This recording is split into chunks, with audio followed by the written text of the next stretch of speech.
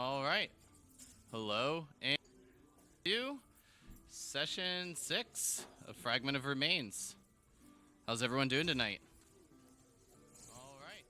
Pretty good. Hello and you. Peachy. Doing great. Totally excited. Thrilled to be here. Ready to go. Let's get this going. I was very excited until I found out we wasn't going to get to RP the sex scene.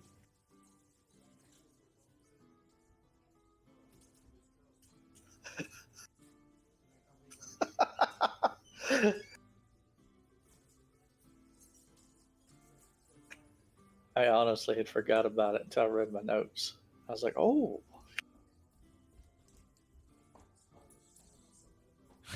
Until you're like, oh yeah, looking forward to this. Hey, Togo gave up on 3 levels for that. I mean, yeah, that's true. But, well, with the, I guess if we don't have anything else to go over, if no one has anything fun to share, go ahead and give the recap for last session and get going. I mean, I have something fun to share, but Oh, please do. Yeah, please more do. between us because I don't know if you heard, but the artist that did most of our characters in the Shadow Raven games finished the sketch, and nobody had any complaints because it was spectacular. I can send it in the chat if you want. Next on Deck Radio, thank you for the follow. Yeah, that'd be awesome if you could send me that. All right.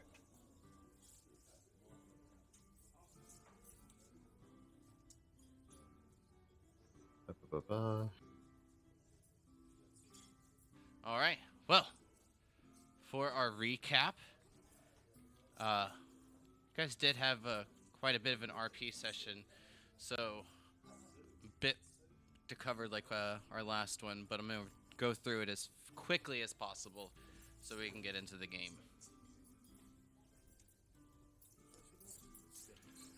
When we began our story last, the party was inside the ice lookout tower, contemplating on how to get through the hatch to the second floor on March 27th, year 1101. The party, being uncertain how to open the hatch, remains staying and continues to try their different maneuvers. Alencia remaining determined the entire time, and some of the others beginning to think that this is too dangerous or beyond their capabilities. This is when Togo goes outside, noticing a silhouette flying above the treetops, heading towards the tower. And this is as Zanashi has an idea to use herself as a battering ram against the hatch to pry it open at least one more time.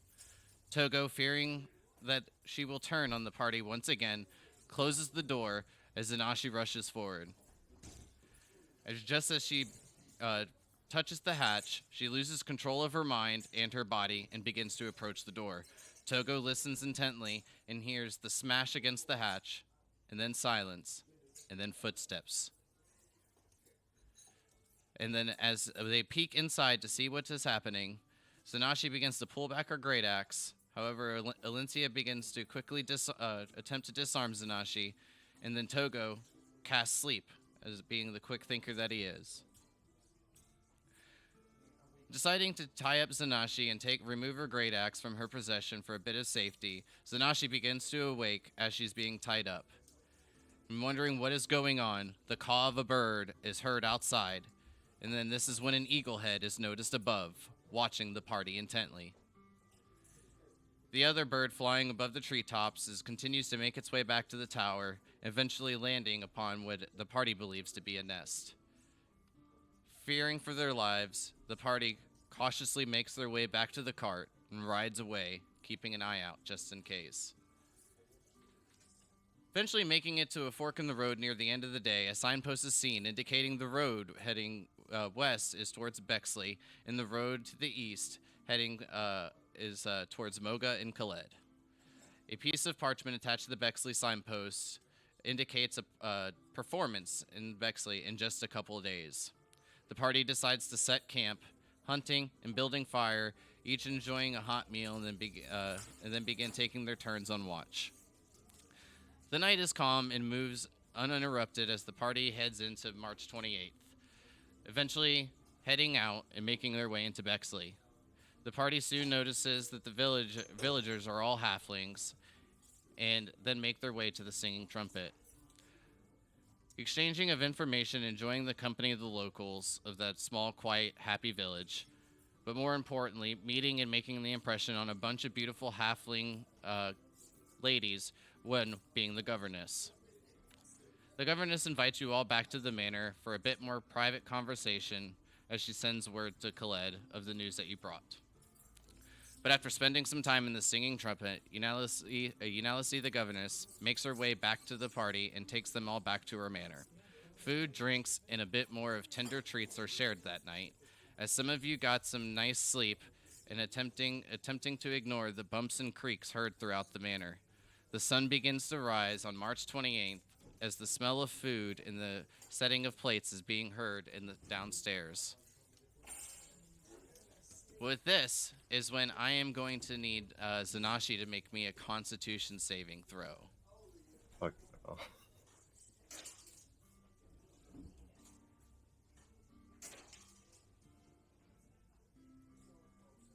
Yeah, buddy. I'm proud of you. If you do.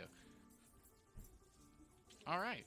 Well, you will not suffer from a point of exhaustion, and as you're probably one of the last to make your way downstairs, joining the rest of the party as the servants are placing some porridge and toast, eggs, bacon, things for breakfast, kind of about pouring all different types of various juices.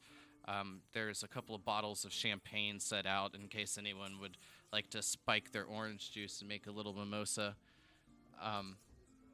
But as you're making your way down, Euseles, the governess, is following just a few steps behind. And when each of you kind of hear the creaks of the steps as Zanashi makes her way down slowly, you will see that she has a few bumps, bruises, and other various marks over her body.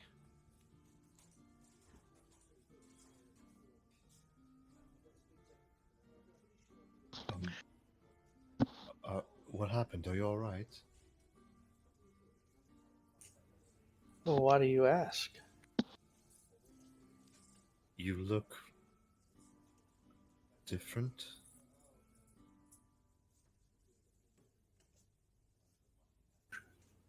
Everything is perfectly fine.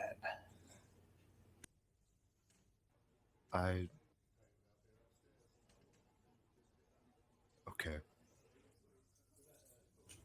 You may want to check with our host last night. She may be a little exhausted. Oh, yes, right away. Valencia, thank you. Here, take my hand. Help me down these steps. And you'll notice that she's got a bit of a limp, and you can see that she's got a few bruises and a black eye and a little bit of a fat lip herself, and is just kind of holding her nightgown and things. She walks slowly. You should try not to endanger yourself. Yes, but no better way to recover for the day? That's a nice hot meal. Please, everybody, please, sit. Togo will make himself some breakfast and just kind of pleasantly enjoy himself despite all the coming and goings. Alencia will use Hands of Healing as she sets her down.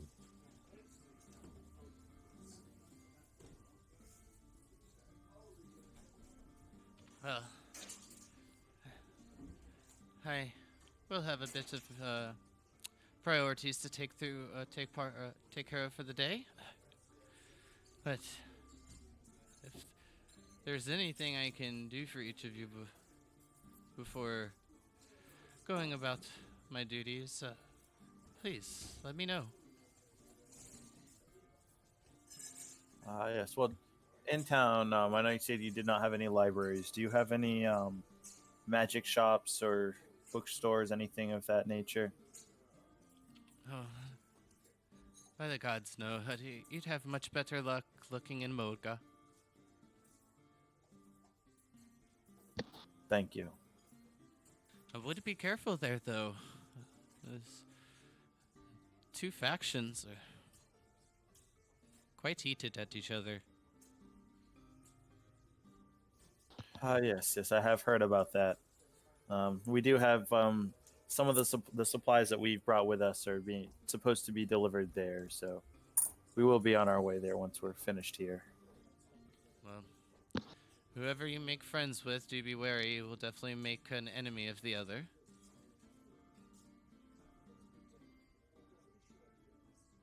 Oh yes, we will do our best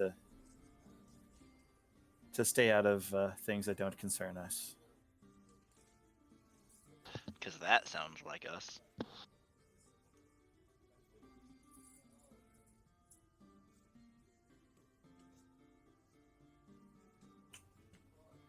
Valencia, Yes. what does faction mean? Faction, I believe, is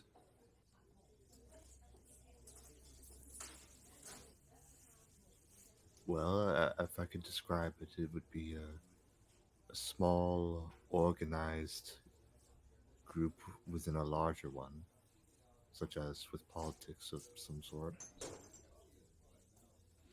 My dear, Sanashi, it it is what you would be familiar with as like a tribe. Oh, okay. They're two warring tribes clashing against each other in the plains, but in this case, the city streets. Innocents are hurt, but both feel their cause to be just. I think we should intervene, Modar. Like I said, not intervening. Totally sounds like us. Well, it is not the snow hare's duty to get involved in other people's affairs. We try to let other factions deal with their own uh, problems. But what if one is exceptionally evil?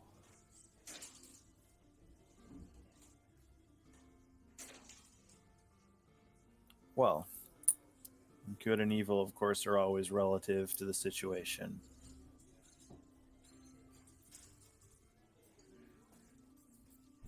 There are plenty of people that believe what we do in Vala could be considered evil. I definitely don't think that.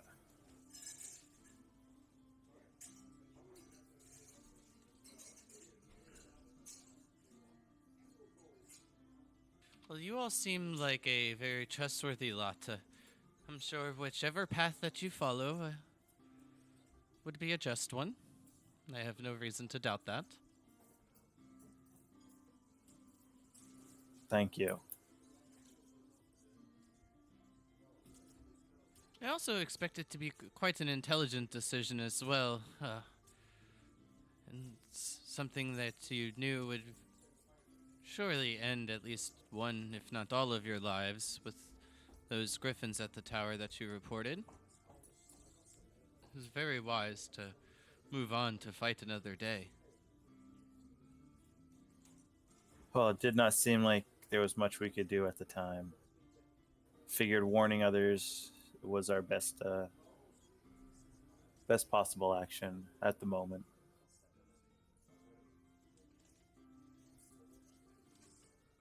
And she'll grab a napkin and kind of pat her face a bit, cleaning some of the food away from her lips. Well, if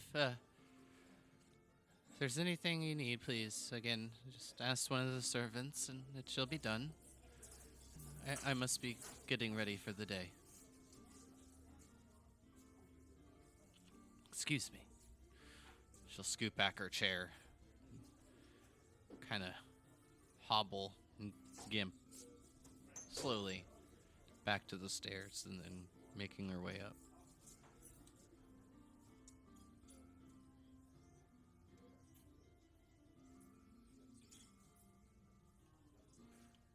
You'll see a really posh looking male halfling kind of step up towards the head of the table and grab her plates and her goblet. And he's just got like a bald head with like a handlebar mustache that's salt and peppered color.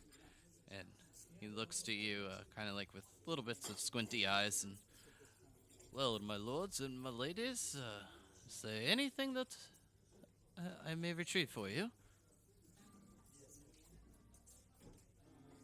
No, thank you, but I appreciate it. So, should we see if we can find another horse before leaving town, or a couple of horses to replace our moose? I think that's not a bad idea. If my memory serves me correct, I do believe Moga to have a fine stable, or not sure of Khaled. Probably a bit more, you would say, inferior selection. Hmm.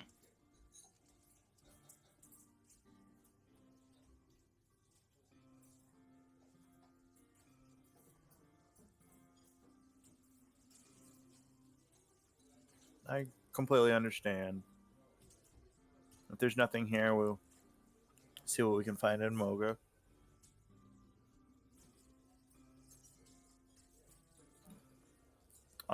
Yeah, the performance is this evening, correct? I believe so.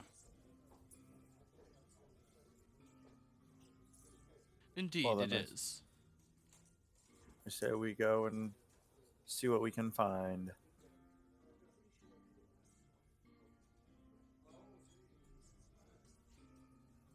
Well, I think what that is sounds it- like a great plan. Which is it that you're expecting to find? Oh, just look around this beautiful town and see what you have to offer.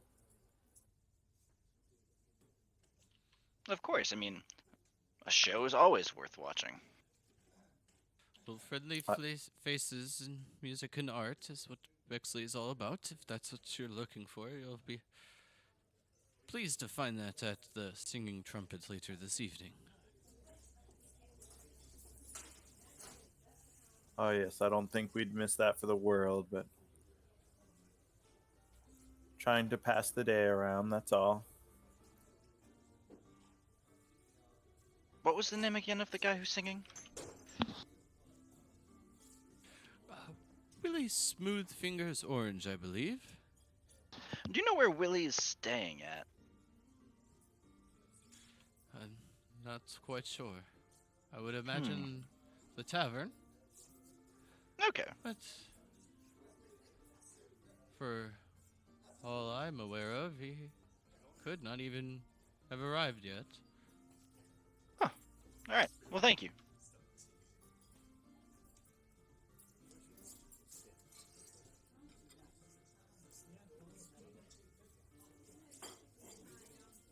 He'll give you like a little bit of like a nod and place a towel over his arm as he kind of like lifts it like parallel with his chest and carries a plate away.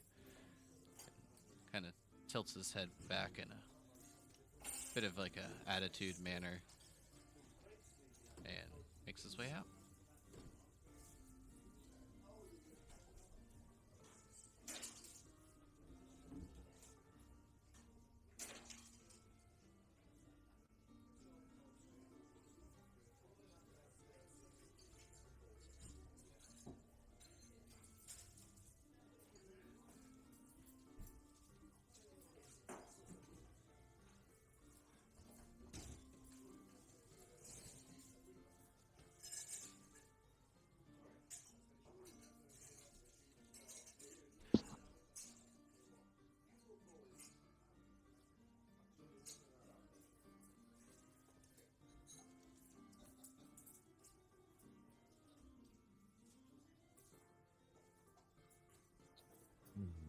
So, as you can see, Bexley is very, very small. Like the people. Indeed. Just like the people. Togo feel will like- at Seem least like stop by the famous Plain music store. What is the Odom of Kusaro?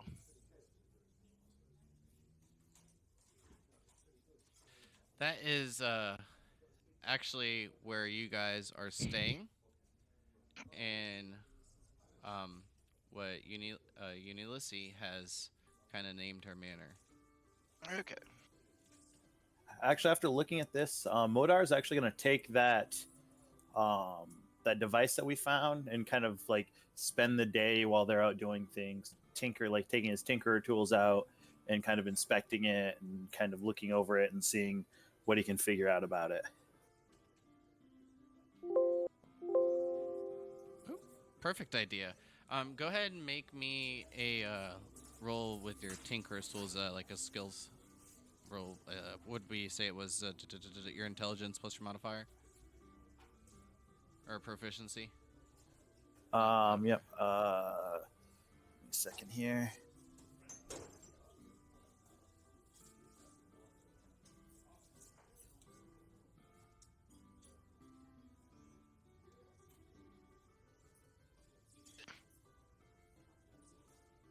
Oh, that would be this is gonna be the same thing. Okay. And for you, Togo, if you go out and about to check out the famous Plains music store, like when you make your way up to it, you'll see that it is a very well kept wooden shop with a bit of an awning kind of hanging over this porch that you can see has just been freshly swept from the night's snow. And you see that the door is just like a bit kind of closed over, and you can see like a bit of light kind of trickling about, an indication of a fire being lit inside. So it looks like they're open. Indeed. Oh. Go on in there. Upon Investigate. making your way in, you'll see these extravagant musical instruments: lutes, violas, hand drums, violins, cellos, and much more. And you'll see this halfling gentleman standing behind the counter, kind of about chest high, which is pretty appropriate for you as well, being the halfling that you are. He's got on like a little a monocle, gray hair. You can see from some of the blemishes on his skin that he's much older. Well, who do we have here? My name's Togo, friend. How are you doing? Well, Marl's the name. Anything I can interest you in? Oh, I'm just wandering around. I'm a traveling musician myself, and I never could pass by to come and investigate the wares of such a store. I kind of gesture around at the walls and everything, and kind of look like I'm oogle-eyeing everything. But Well, we have some of the finest instruments from some of the finest musicians Elisa's ever seen. Shop's been open in my family for generations. But that's a story for another day. But nothing but fine wares here. Since the tavern always has great musicians come in, seemed like a nice place for my pappy to open shop. I think your pappy was mighty wise right there. It's a wonderful place. I was just playing down there last night. I don't know if you were around to hear me. I heard some ruckus coming about from over yonder, but a little muffled through the streets. Oh, I get that. Can't always have time for fun and games, but you should come down tonight. I hear there's supposed to be a great show. As much as I would enjoy it after This old man runs the shop for the day. He looks to be hitting the hay a bit early. I get that. I get that. I'm gonna. He kind of looks around, or I'm gonna kind of look around at the walls and just kind of not like touching things, but looking at any instruments he's got, places, just admiring his collection, depending on how good it is. Like I'm gonna look like I'm really admiring it, but I don't know how like great it actually is. Yeah, I mean, all the wares are really finely kept. You'll not catch like a speck of dust on anything, but if there's anything in particular that you're looking for, I'm going to need an investigation check. Um, Modar, did you figure out your role? I didn't see anything pop up. Wasn't sure if you tried to roll it on D&D Beyond and it didn't go through, or...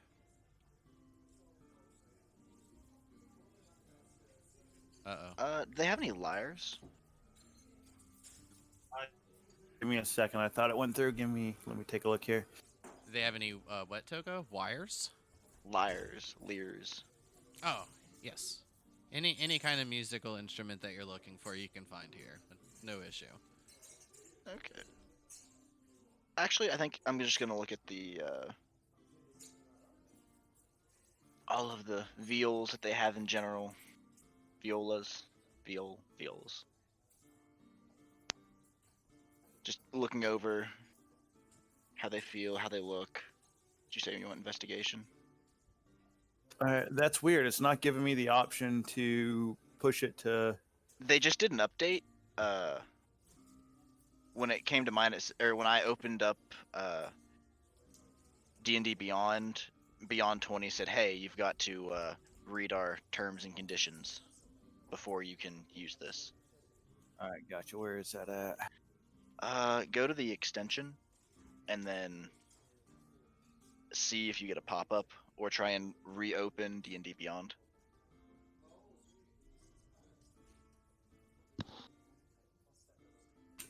You may have Mine to actually popped close up. the browser and open the browser back up, and then go back there.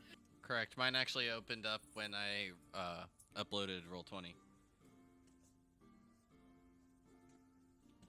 Yeah, I mean, with your investigation roll there, Togo, you don't find anything, I guess that would pique your interest. Just, as stated before, all really fine wares, well taken care of.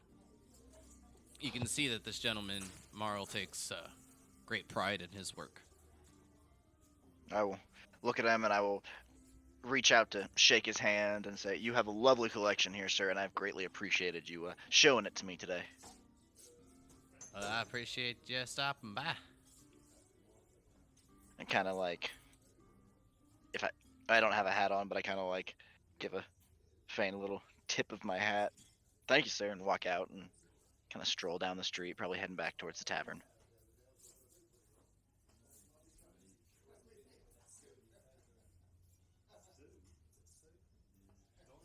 And then, Modar, when you figure that out, give me your roll. But if you can't figure it out, you can always just do it manually. Yeah, I'll roll it in here. Give me a second. Anything in particular for the rest of you, Zanashi and Alencia? I would actually approach Zanashi whenever she's not doing anything, not preoccupied. But unless she has something that she wants to do first, then I'll wait.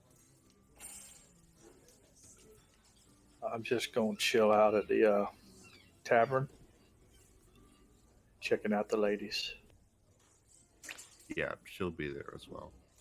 And eventually, she'll walk over to you and say, "Pardon me, Master Zanashi. I was wondering, how did you get your muscles to be that large?"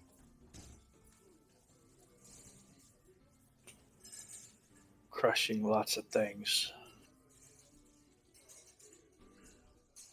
Which things in particular?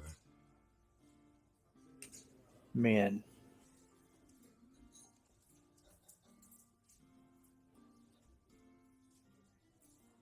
That sounds very gruesome.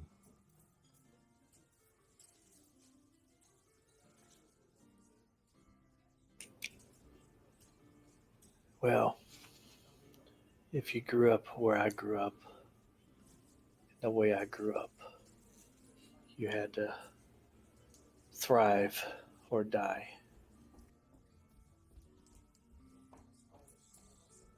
I understand how hard it must be to survive and rely on your strength. But if I may say, I'm quite envious of your form. I myself went through a very rigorous training regiment to become a servant for a living. And while I do deal in agility and very intense sparring, I, s- I still am not as athletic as you may be. And I was wondering if you've done anything else to improve your form. And perhaps that I may join you sometime. I'll just kind of look her over a couple times, head to toe.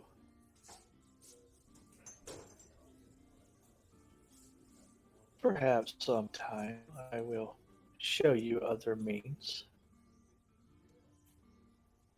That would be very helpful, thank you.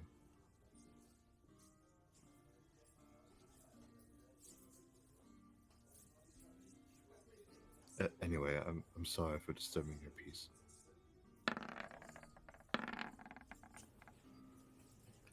No need to All right. apologize.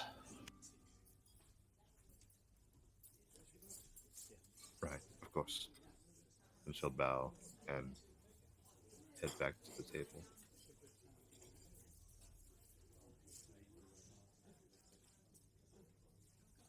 All right, got it to work. Nice. All right, Modar. I'm pretty sure you'd actually prefer this, but since the 19 came through first, that's what I'm going to take as your roll. All right.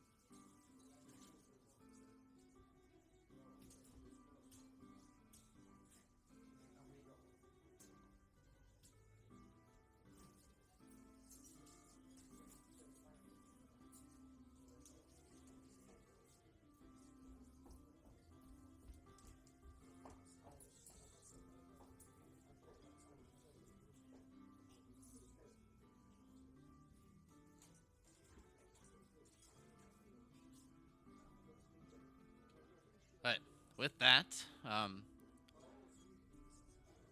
we will pick it up with kind of everyone entering the Singing Trumpet Tavern and waiting for the show to begin. And I'll give you just a little bit of time if anyone wants to share what they've done through the day.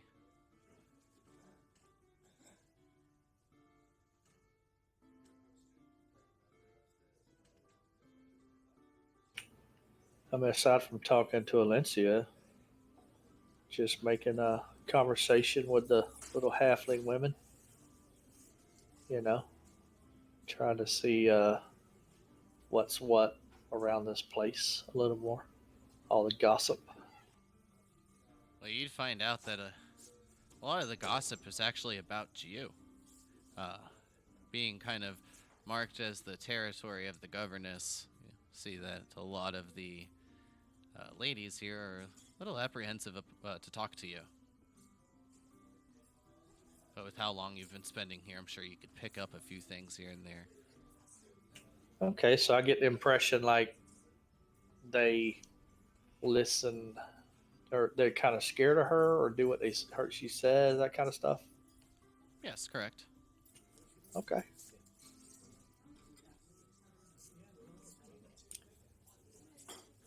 But Good to know. if nothing else, guess we'll just fast forward it to the performance.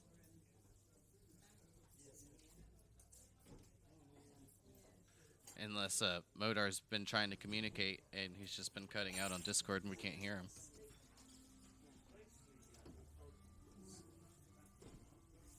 No.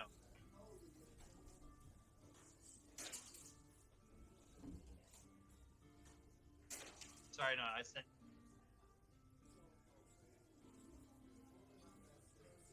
About that, my mic got moved away on me.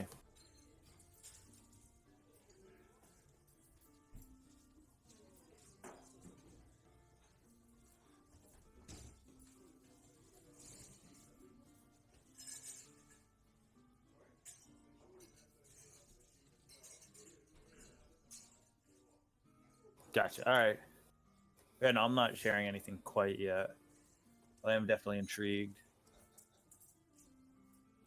Okay. I will, once I will leave and go make sure I don't miss the performance. I'm probably showing up a little later than I intended behind everybody else, but I will make it. All right, and about the time that you walk in, being a little bit later, that you are, you'll see your party gathered at a table with a few drinks and maybe holding a seat for you.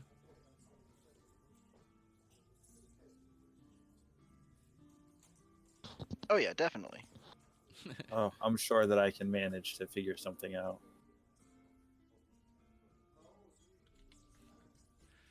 Well, about the time that you're taking a seat and get your drink order placed and any food that you wish to get, about the time that it's arriving,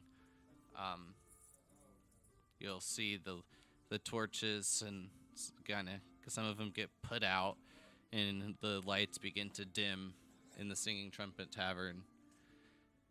And then a few torches light upon the stage, illuminating the curtains behind. And as they draw back, you see a gnome standing in front with a long white beard and a curled mustache. He's got a cowboy hat tilted over the front of his eyes, a lute in his hand, and some boots on. And you can hear the spurs jingle as he walks forward. And as he looks up, you can see these bright blue eyes. And as he opens his mouth, says, "Howdy, y'all. How each of y'all doing tonight?" Togo will cheer. Well, I did have a request for the gentleman that performed last night. Heard you were quite spectacular. I believe his name was Togo Hogpen. You out there tonight, boy? Hey, what do you know? You got your name right. I don't know, it was the first, at least around these parts. I'll wander up to the stage with my instrument in hand and shake his hand. Give him a Pleasure round to of meet you. applause. Round of applause from the crowd, please.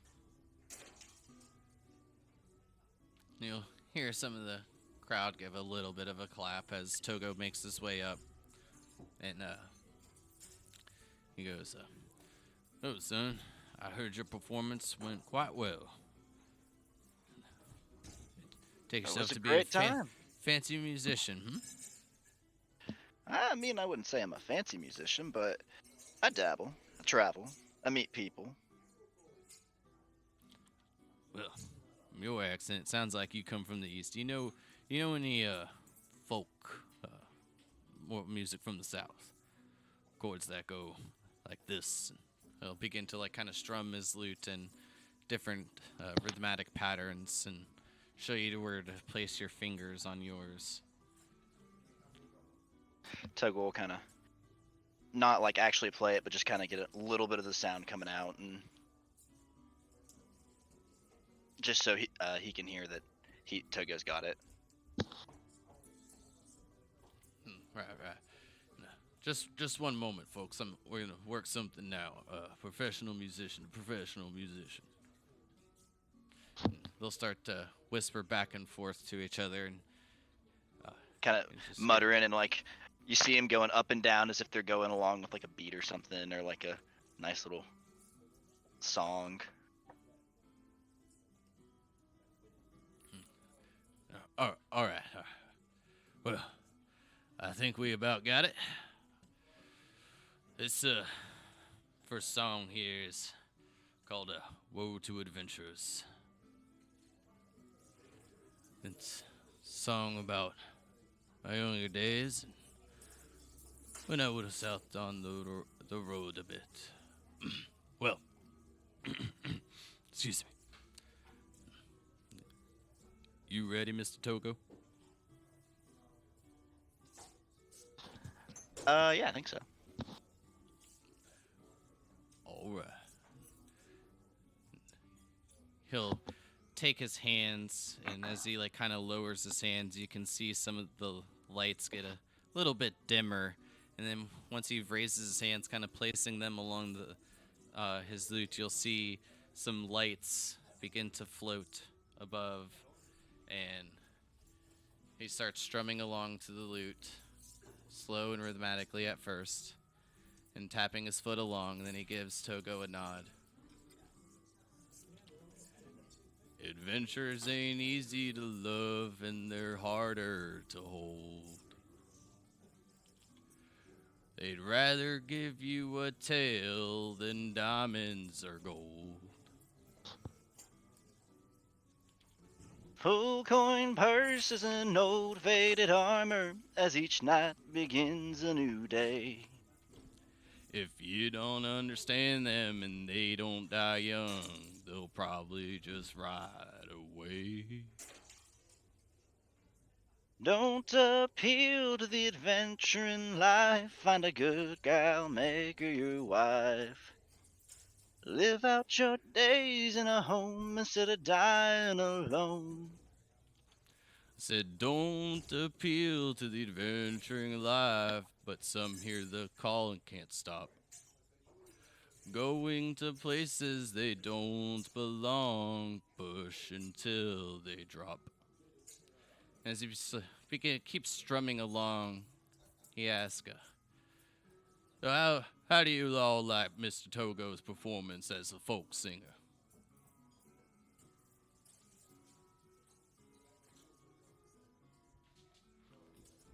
Crowd goes quiet. Elixir claps. Modar will join in clapping as well. All right, and as Willie goes into the next verse, can each of you roll me a wisdom saving throw at disadvantage, please?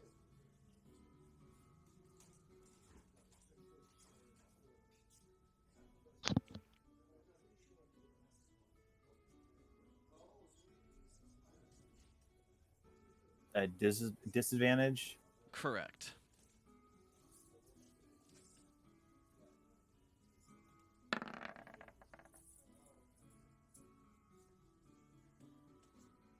Oof. So, and as each of you are kind of, getting into it a little bit, you feel the music begin to just like echo inside your heads. And Alencia and Zanashi, you have that same kind of feeling you did before with the hatch when you were in the tower, kind of losing control of yourselves.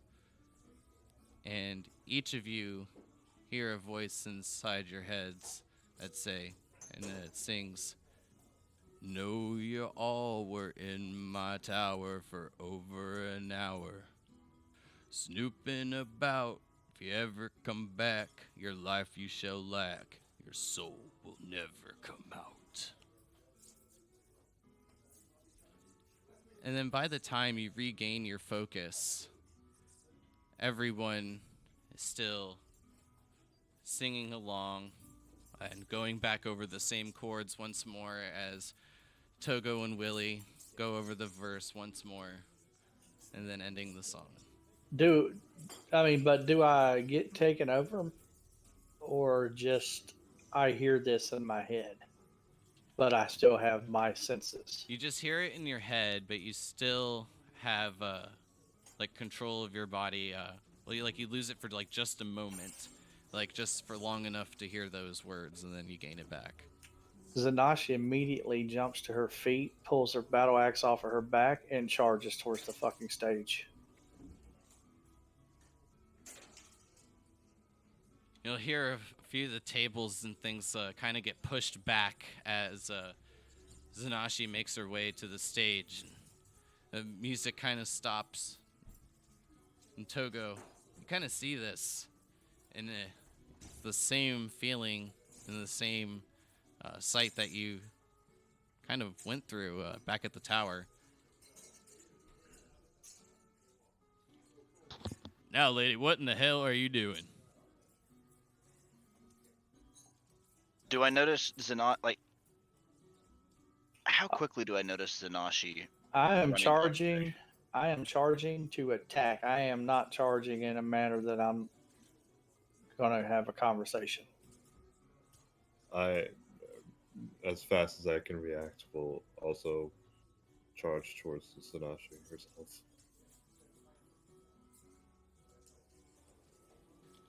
Wait! You'll hear someone shout, "Guards!" Everyone kind of starts scrambling about, and a bit of chaos begins to break out, and Willie will move away, like from the edge of the stage, and the lights like kind of get a bit brighter, illuminating everything that's going on. I can easily tell that Zanashi is going after Willie, Mm-hmm. and I'm assuming I didn't have that moment of like being taken over by, correct? Or did everybody hear that? Everybody heard that. You were just unfamiliar with the feeling. I am once again going to cast sleep on Zanashi. Asshole.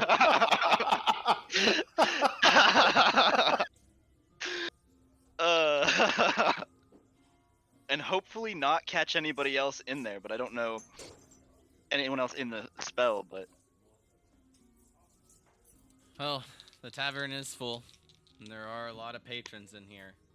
I'm gonna try and time it for when she's getting closer to this, like, if she jumps onto the stage, because it should just be me, Willie, and Zanashi on the stage then, right? Yeah. I'm gonna try and time it, but if you want me to make a roll against Zanashi on whether she beats me to Willie or not, I will roll that. Because I'm not gonna be perfect on when I'm getting it off. Okay. So what I'm gonna say is, with letting it go to the point that it did, and with Zanashi declaring her intentions, Togo as well.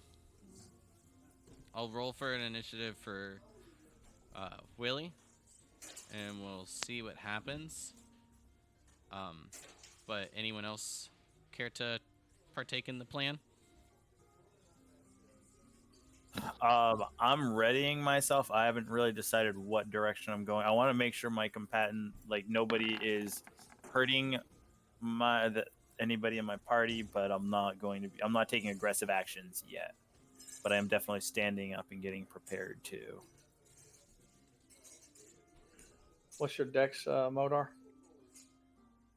My dex is 14. Okay, we tied there then.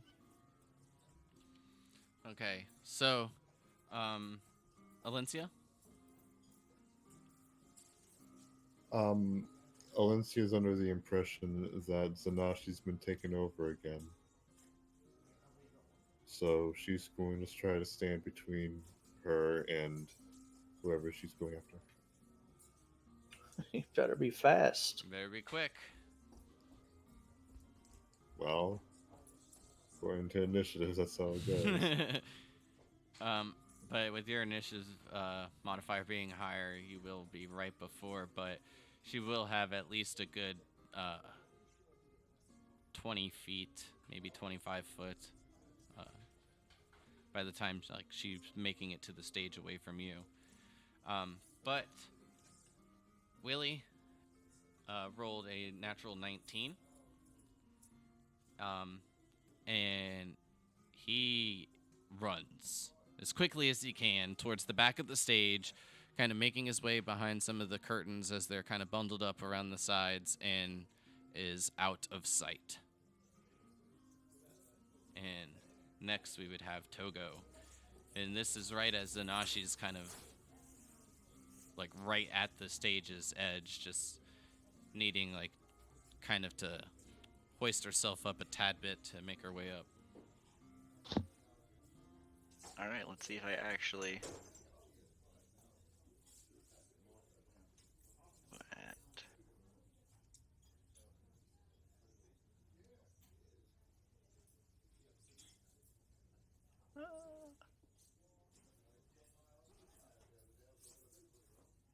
Ooh.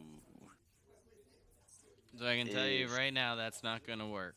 Ah. So, knowing Zanashi's AP or AP HP, like as you cast it, like as like she's just starting to put both of her hands on like the stage, and she gets a foot up there as well, just needing to get that other foot up before she continues her rage towards Willie.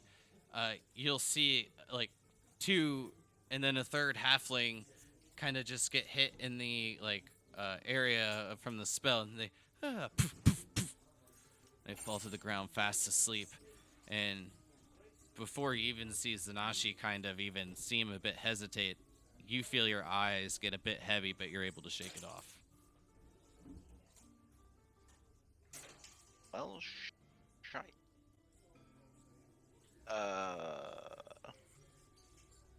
I guess I'm gonna try and get in the way of Zanashi then. Well, then next, I believe that we would have Valencia. You're 25 foot back, still kind of like standing up at the table as Nashi is making her way up upon the stage. Well, I believe with my 40-foot move speed, I can catch up to her and get in front of her at that point. I'm like hopping against the top of tables and landing on the stage itself. And I look into Zanashi's eyes with the assumption that she's under control. Can I make an insight check to see if that's actually happening right now? Yes, but before you get there, I'm gonna ask you for an acrobatics check, as like you're jumping from table to table and then up from the table to the stage to get ahead. And you have plenty of movement, but you do stumble as like your one of your heels kind of just get caught in a hole on the surface of the table, and it kind of just holds your foot right away as you and shatter a few of the goblets and plates upon the table. And you hear some of the drinks just spill to the ground. You can kind of brush it off and pull yourself free and still get up there. My apologies. And I run towards in front of Zanashi. And go ahead and give me your insight check.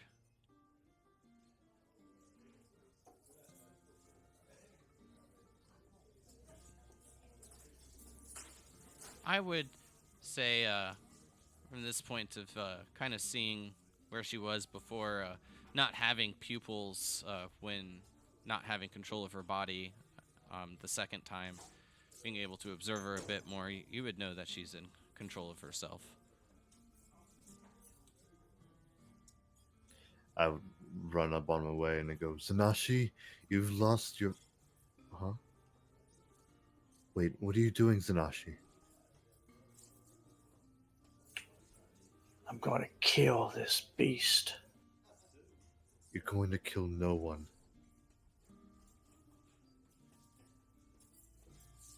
I'm not stopping. All right, and then what was Modar's and Zanashi's dexterity? I think it was the Modar's at same. 14, yeah. Both So, the same, yeah. Each of you just roll me another flat 20 for the tiebreaker.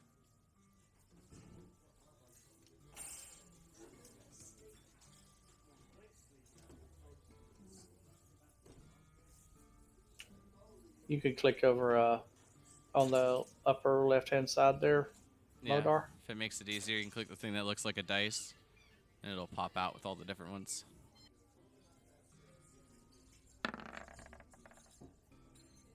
All right, Modar, you have the floor. I believe that you were still back at the table as well. Yes, I'm standing up. I'm looking around. What do I see as far as like guards and stuff like that coming in?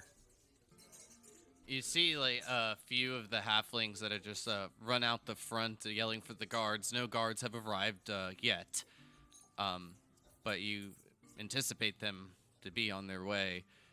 More of the people are just running, some heading upstairs and others hiding behind tables that have been flipped over as everyone seems to be cowering in fear, except for the 3 peaceful sleeping halflings near the front row that Togo And- has tucked in for a bit of time. And the mayor, where has she turned? Is she like hiding under her table? She is not here at the moment. She's not here at all right now. Correct. I'm going to start. I mean, with the 3 of them there, I'm going to start walking out the front door and see what I see coming out the front, like coming towards the place. With Give me those a guys, perception check.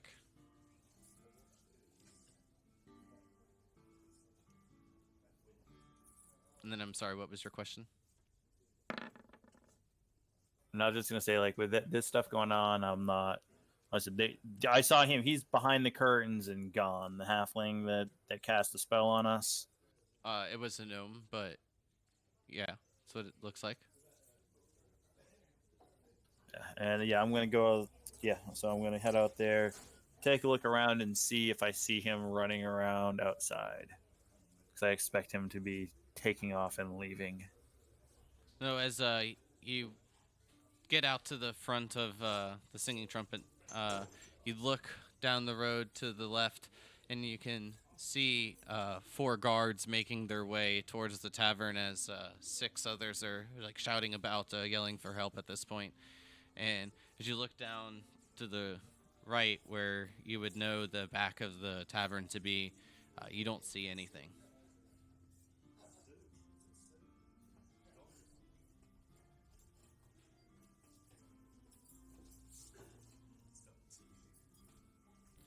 All right. Yeah. As the guards come up, I'm gonna look at him and say, "The gnome was causing issues. He ran out the back." All right, Zanashi, get I your am second going- foot ups on stage. Continue your stomping dinosaur rampage. Yeah, I'm going. If the door is not open, I'm going to run smack through the door. Can I make a reaction to like swing at her tendons if she tries to get past me? Do you have a reaction available? I suppose I do. Yeah. Well, then yes. Opportunity attack. I'd like to make Well- an attack of opportunity on my party member. I love it. Yeah.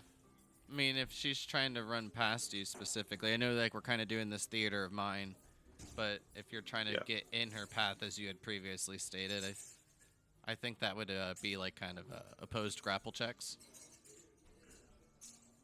Well, I guess the goal is to stop her from moving. Yeah, but my idea was just to like hit the back of her knee and something, like just make her stumble a little bit is what I'm saying. Yeah. as we'll say, like, as she's like Zanashi, as you're making your way past Alencia, each of you give me opposed athletics checks. So you guys, like, if you're trying to like push through her to get her out of her path, I'm not making that. I have a +0. you can do it. Roll me the natural 20. Can't do it. I have advantage. I'm in a rage right now. Oh yes, that's right. Good call. Yeah. So what I'm gonna say with that, with the Zanashi, is like you kind of push Alencia out of the way. Um, you can make your attack, but it'll be at disadvantage. All right.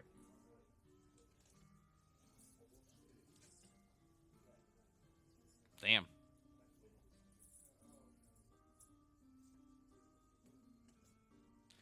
So you take 4 bludgeoning damage, Zanashi, as Alencia hits you in the back of the leg, kind of stumbling after you've pushed her to the side with her quarterstaff. I'm warning you.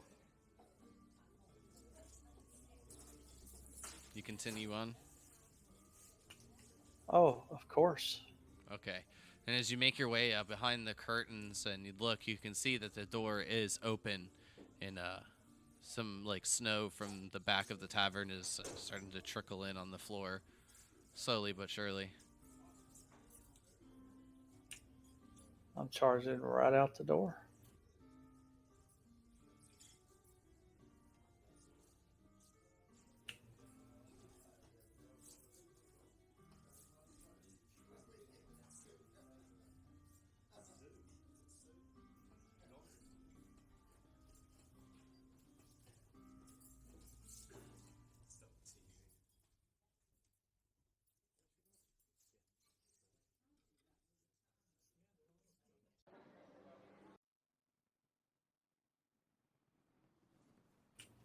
Heard the music change for a second there.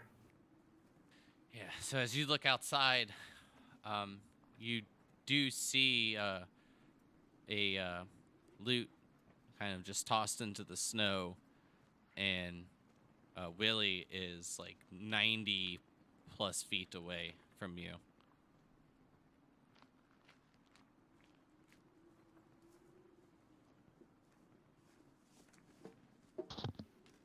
I look at Alencia and say, "What has gotten into her?"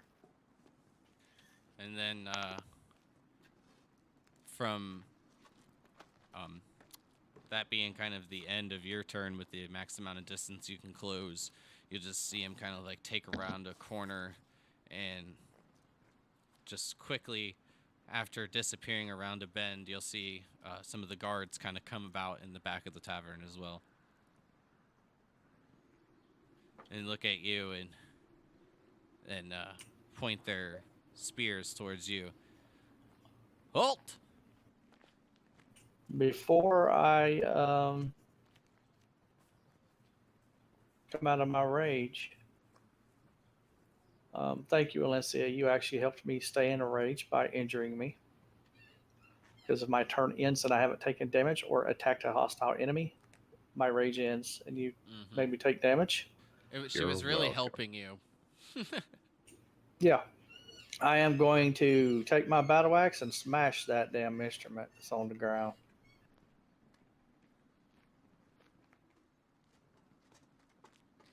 And when you do, your great axe connects, right in the middle, splitting it in two, and you can hear a few of the strings like bing, bing, bing as they're breaking, and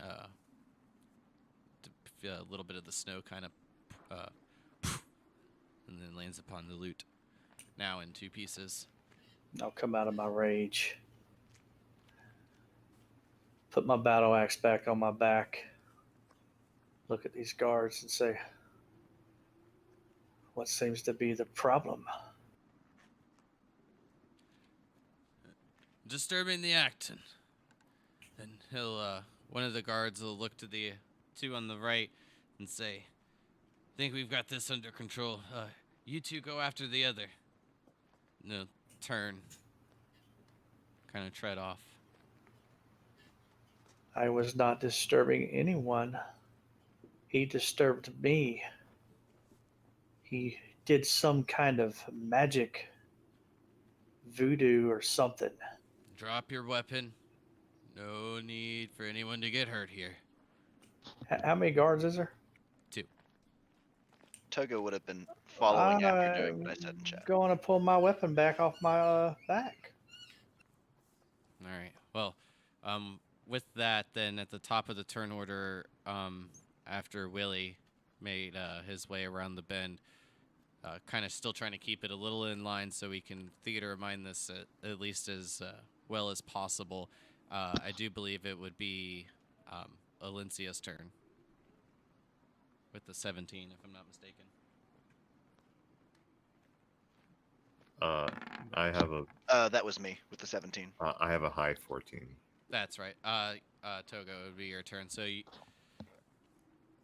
are you going to still use prestidigitation to show the symbol, even though Zanashi has made her way past you? Yep. Okay. I'm still gonna do that, and then I'm gonna run and try and catch up to Zanashi, yelling at Zanashi, wait, hold up a second. Trying to get her attention, assuming I'm seeing her looking like she's about to fight some guards. So as you were like making your way, you would have heard like the smash and the breaking of the loot, and then as you make your way around the corner, you'll see Zanashi kind of gripping her axe, still with that anger and fiery burn in her eyes, staring at the guards as she kind of like grips the hilt tightly, and you can see the veins popping in her knuckles. I'll kind of try and get in front of Zanashi. Gentlemen, we can explain. Follow me and let me show you something. And I will kind of wave back towards the tavern and say, Zanashi, put the axe away. We don't need to kill people just because some asshole talked into our head. I look at the guards and say, "You best listen to Togo." I believe he's talking to you, madame. I was talking to everybody, but come, follow me. You need to see something. All right. Well, if Zanashi follows, then we can go about like freely moving again. I will follow, but I'm going to keep my weapon out in an intimidating manner, as if to keep their spears away from me. Yeah, I mean they'll keep them like kind of at the ready, but they'll follow inside and they won't like have them pointed at you in like a threatening manner, but you know still carrying it like in like a like across the chest position. As we walk inside, I ask, how long has he been set to perform here in Bexley today? Mr. Willie, and I'll kind of point in the direction that he went. I believe a few months. That is mighty odd. As we get to the center of the stage, I'll point down to the spot where I cast Prestidigitation, and I'll point at the symbol saying, this symbol was written on or carved into part of the iced lookout. And I don't know if you gentlemen heard, but we passed through there the other day to find everyone dead. And everyone who touched what it was carved on started raging and attacking everybody. Now that gentleman right there whispered in our head claiming the tower was his in the middle of that performance, which is why my friend Zanashi here had that reaction. But I think this is more than evidence enough that that gentleman was doing something and has killed the people at the iced lookout. Do you know that the governor sent a few people to Khaled, expecting return within a week for word and in regards to the tower, but it does seem quite odd. And if you don't want to just go by my own word, you can get my friend Modar. Have me and Zanashi step away and have him come up and look at this symbol here without us talking to him. He will confirm this is the same symbol we saw at the iced lookout. Point him out. Who is this friend? He's one of the 3 non-halflings in town. I'll be standing here just outside the door, looking around to see if anybody comes around. I'm just outside, Yeah, the so- entrance. At like this point, you'd see like the Sanashi and the two guards, Togo, kind of gathering about on the stage. I'm sure Alincia is still standing there with her quarterstaff. You can All right. make your way over after being kind of pointed out by Togo, and Yeah, Gonna if I gesture saw towards you. Togo pointing my way, I'd walk that way. he'll gesture towards you. Is what this one speaks the truth? Is this the symbol that was stated from the tower? I'll take a look down at it. Does it look right? Give me an Arcana check. I mean, Togo saw it and like was looking at it but didn't recognize it, but I would think he'd be able to get at least close enough that Modar could. Yeah, if he didn't have at least looked at it, then I wouldn't have allowed that. But he did peek at it. But yes, it looks fairly similarly. I mean, being as Yes, talented as you are, Sorry, I had like a burp and I didn't want to burp in the microphone. Being as talented as you are, you'll notice a bit of minor things wrong with it, but nothing that like the common folk would be able to figure out. Yes, this looks very, very similar to the symbol that we saw in the tower. By chance, would you have a dressing room or some sort of private area for the performers to stay in that this gentleman would have been staying in for the last few hours? Yes, I'm not sure which room though. That would be one for the barkeep.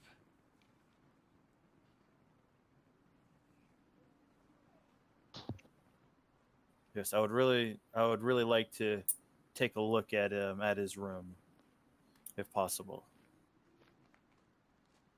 And like not all at once, but slowly the like kind of light glowness of the symbol will kind of start to dim, and over the next say 5 minutes it'll disappear. And Modar will kind of look at the rest of the party. So I assume that means the rest of you heard this as well, not just Zanashi. That would, yeah. You would be correct. Alencia's kind of out of breath and has her heart racing really fast.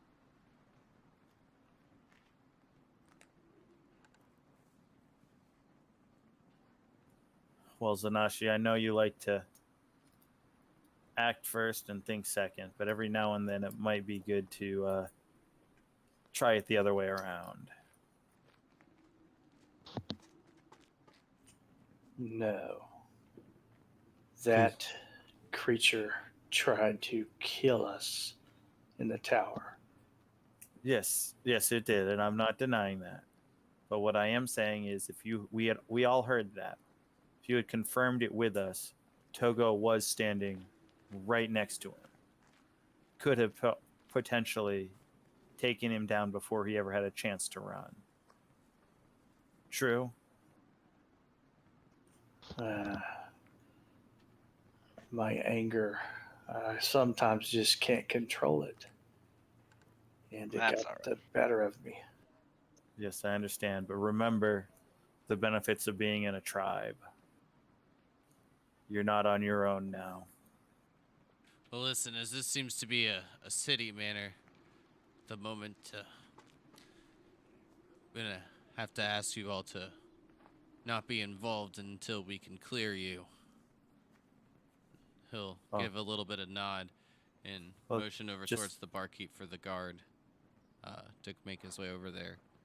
Well, just confirm we're guests of the governess. We have firsthand experience with the tower. I believe our specialty may be of use. If, like I said, if I could just see the gentleman's room, we might be able to figure something out here. Give me a persuasion check. And you can make it at advantage since practically everyone in Bexley would know of you all being guests of the governess at this point.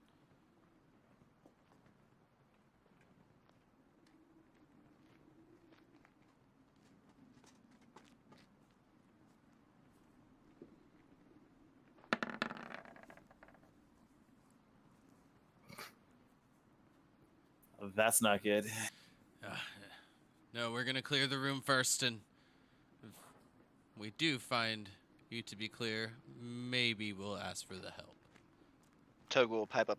Listen, sir, this may be something of time sensitive. Look at this one here. See how the glow is already starting to fade? Things inside his room could be doing the same. That's precisely why the guard is making his way over there now. He'll point over with like the bottom of the spear, that way not to enrage Zanashi once again, and you'll all look over and see the guard being led up the stairs by the barkeep. And please, everyone, make sure that you mark down what you used in that little interactive part. Second level spell slot. Correct. Both used on Sanashi. Both you stop. Who's the real bad guy here? Doesn't seem to be me.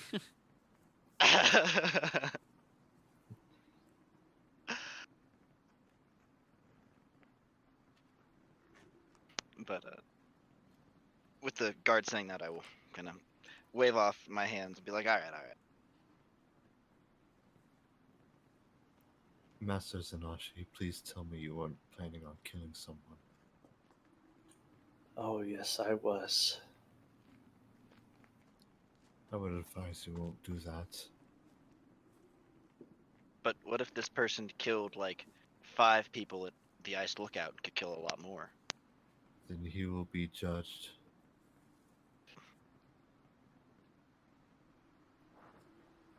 Well, depends on- Alicia, I was just starting to like you a little bit. And then you go and say that. Valencia, I am all for following the law, and I believe it just like you, but sometimes the law does require somebody's death. We need to get you drunk. You need to get laid.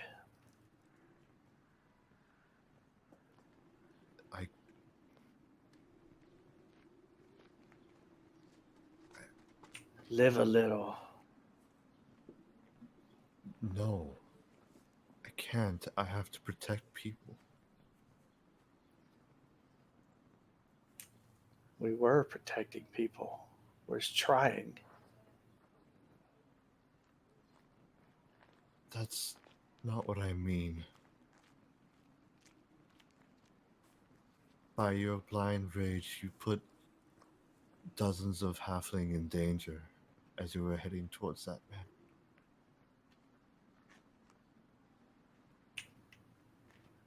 I don't see it that way. Well, I do. I was in the back, and I was terrified to think what would happen if you let yourself go too much. And I couldn't bear to see what would be the aftermath.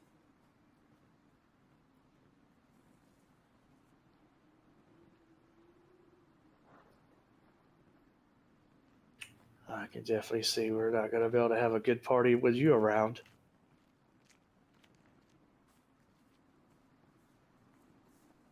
So be it. Oh, Zanashi, there doesn't have to be a body at every party. But it does make it more interesting.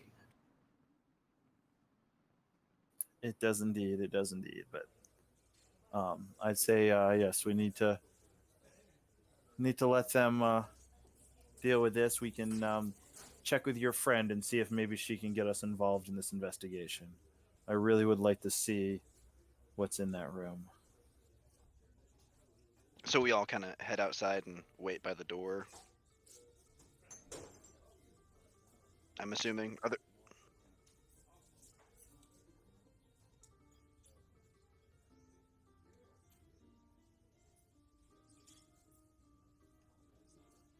But they told us we had to leave, right?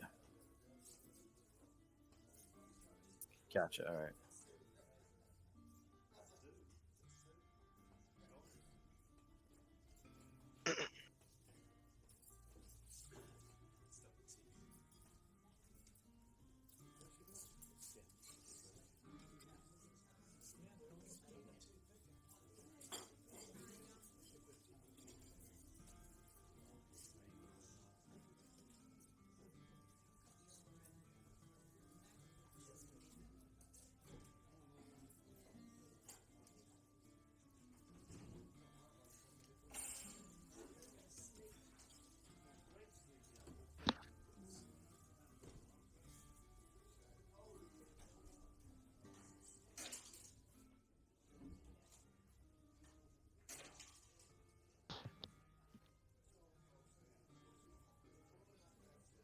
During the time that they're searching, is there any time that we're kind of by ourselves a little bit just before this part? Okay, okay. Who is it that just walks in? I just look at her, smile, walk over to her, and bend over and give her a kiss on her cheek.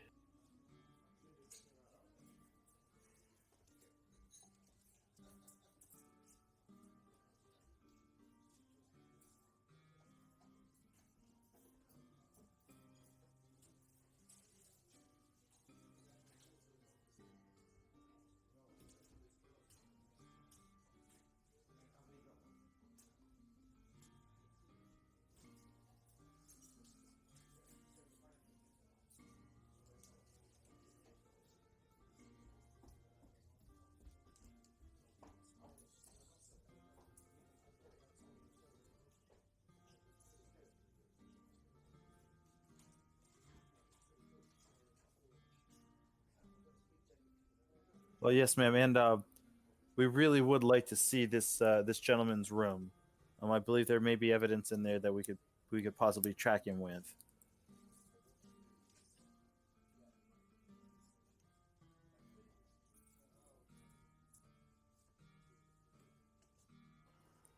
Thank you, and I'll give the guards an eye.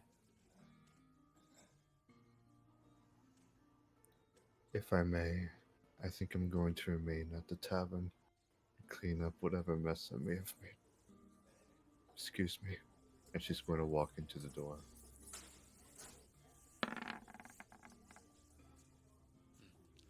You let that one do as she wishes. The others, please, let me escort you upstairs and let's see what we can find. I know that you all have keen eyes for anything suspicious. Yes, and yeah, as soon as we go up, and I'm gonna start looking around the room as soon as we get in.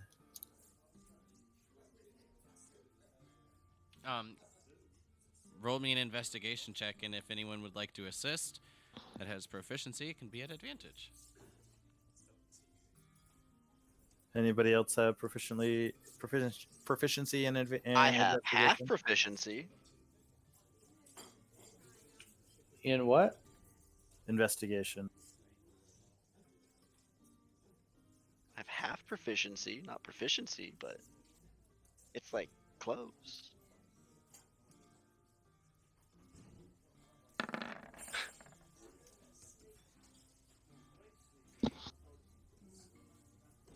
So after spending about 10 to 15 minutes looking about and being quite thorough in your search, you don't find anything.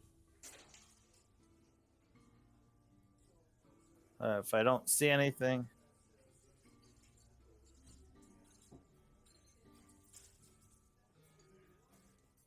yeah, yeah, and I'm looking for like secret compartments in the desk or anything like that. Yeah. And all right, if I don't see anything there, then what I am gonna do is I'm gonna pull my spell book out, flip through, and start ritually casting detect magic. Okay. Anyone else want to do something during that 10 minutes, or just let that go ahead and take its role or take its part? I'm just gonna. Are we now by ourselves, or is the governess with us? The governess is with you. I will sit down in front of Modar and wait the 10 minutes. Alencia is downstairs cleaning, so it's just the three of you and the governess.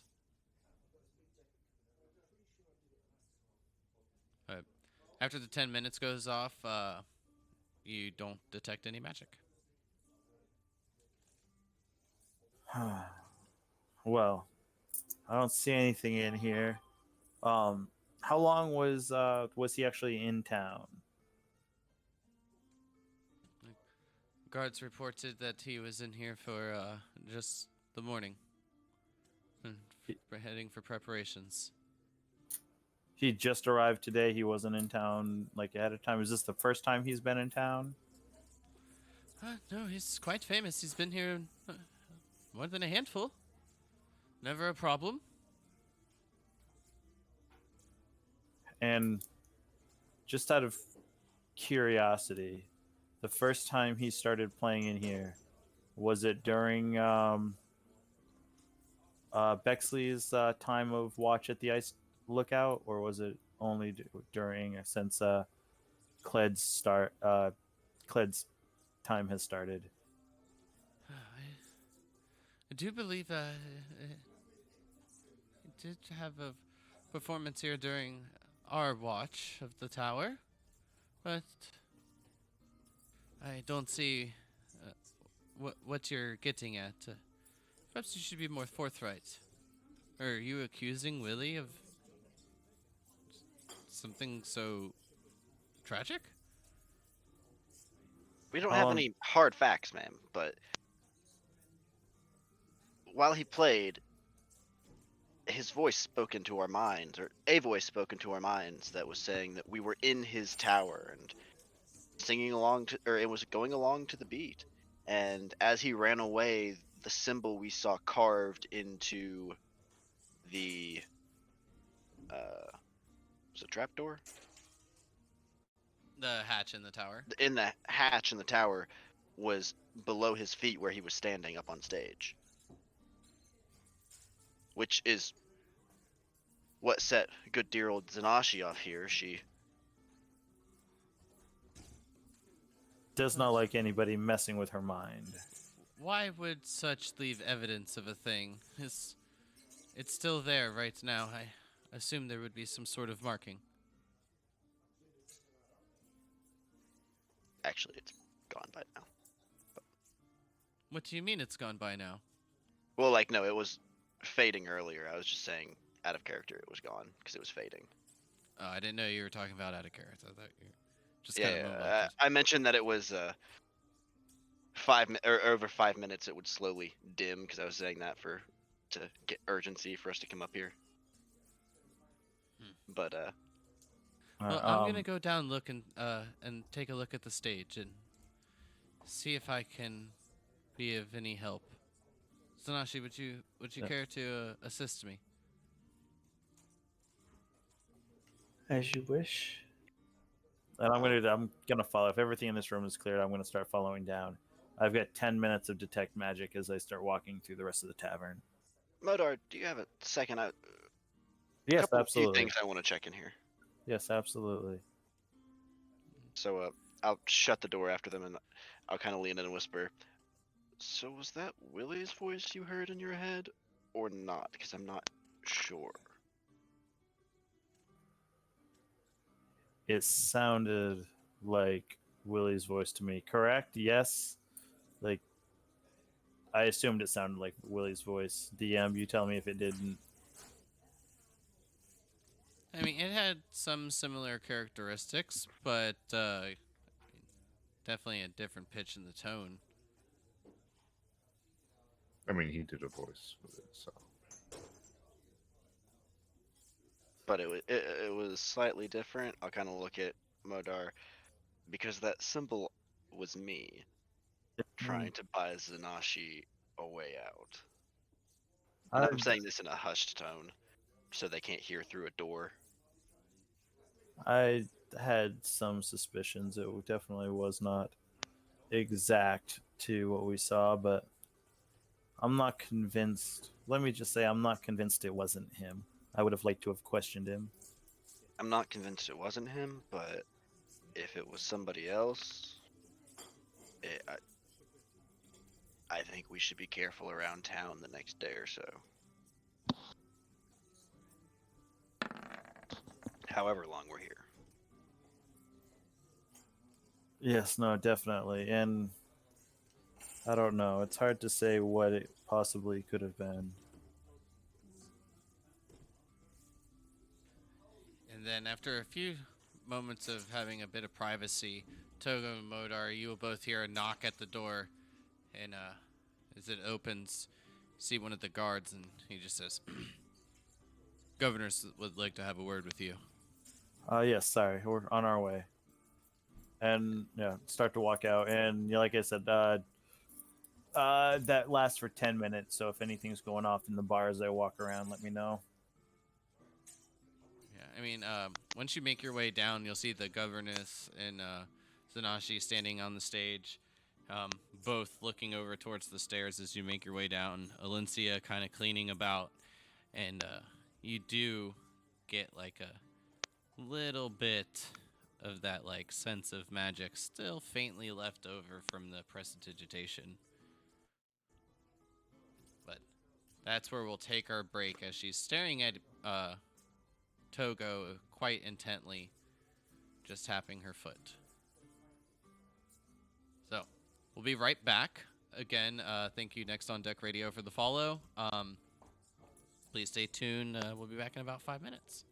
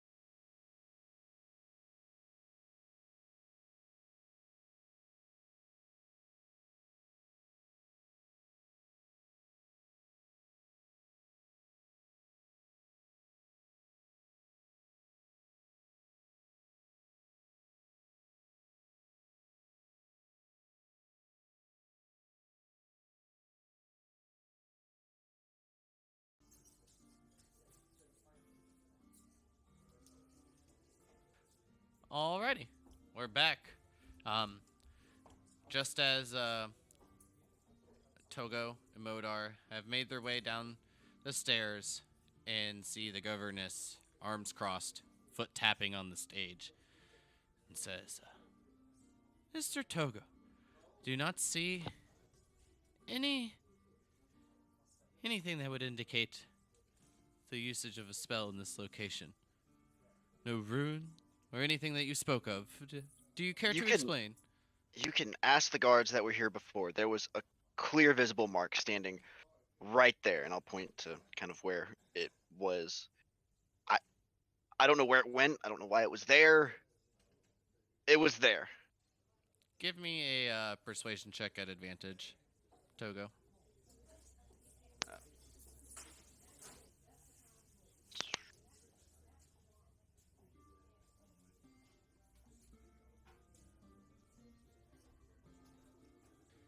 It's true, Governess. We did see something there. Perhaps, that devilish thing is using something that you may be unaware of.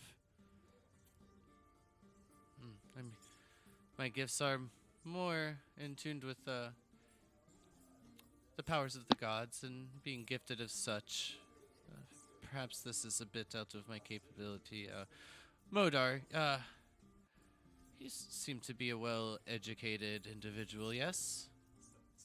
Absolutely, yes. Can you confirm, without any bias, that there is the possibility of a rune fading after its I mean- use? Different magics act different ways. It is possible for something to fade after it's been used. If it wasn't actually carved into the wood and simply drawn on with dust or some other apparatus, it is possible, I suppose. Well, without anyone here to I would have any better knowledge, I am more inclined to believe such a fact. And you said I'm Apologies. still getting a little bit of residual magic from that area. Yeah, you would know it because it's quite a common spell to be the remnants of the prestidigitation. And I will say this: that with the spell that I cast earlier, looking around this room, there is something. There was magic in that spot there at some point in the near past. Now, Governess, I will admit you raise a very, very good point earlier. Why would somebody mark this? And I'm afraid that the voice that was spoken into our head was only meant to sound like Willie, and this was meant to frame him and provoke us into something, and that there is someone still in this town, and mayhaps it wasn't Willie, but it's only meant to throw us on Willie's trail. Which is something that I think we must still consider, but also not throw out the possibility that it is Willie. Yes, I definitely would have liked the opportunity to question him and even confirm that it was actually him and nobody else. I don't see a reason to doubt the individual. If he was not guilty, why would he run?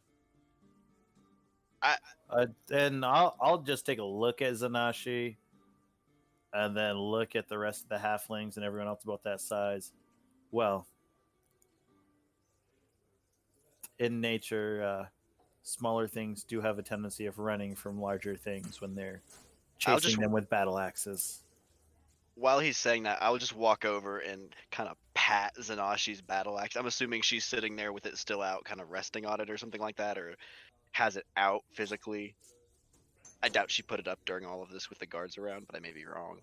Zanashi. Yeah, Zanashi would be on the stage, probably in like a kind of smart-ass manner, hanging out with the governess. Occasionally, Given looks over to the crowd and flexing my muscles and looking at Alencia when I do. I would just go and pat the battle axe and be like, I could think of a couple reasons why. She's still cleaning.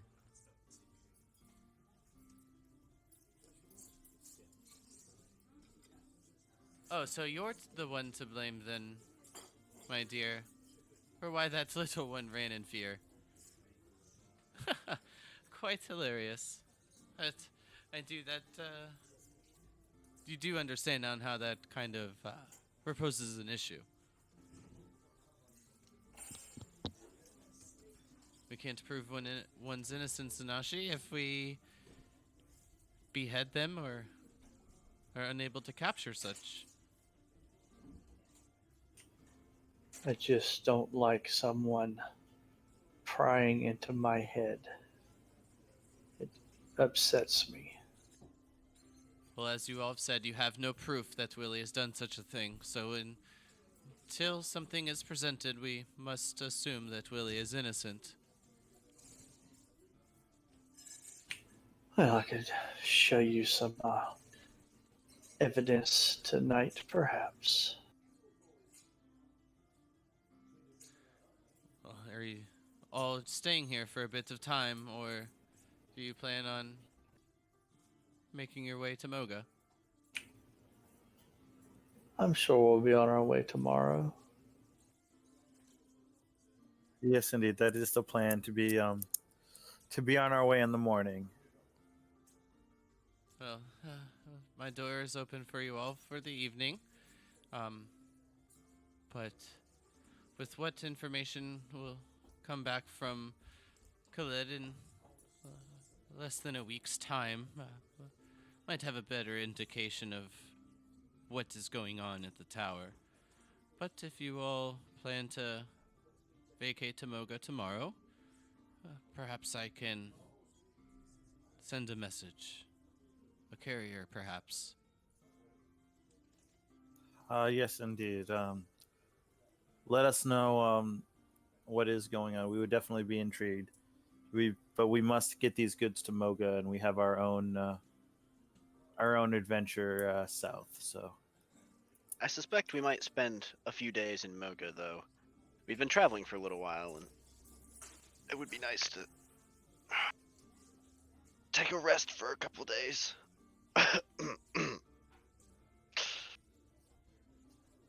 yes, indeed, it would.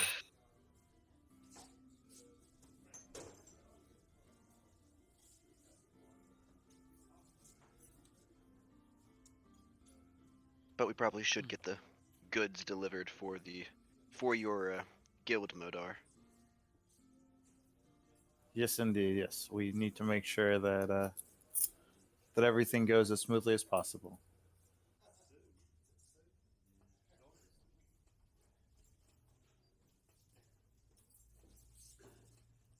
Well then, Yes. I suppose there's Alright. not much else we can do here. Well, it is getting a little late in the evening. Perhaps it's best that we all just retire to the manor for the evening. I Indeed, are your guards Guard. out looking for Willie? I believe so. I don't believe we've heard word of his captured yet. Hopefully in due time.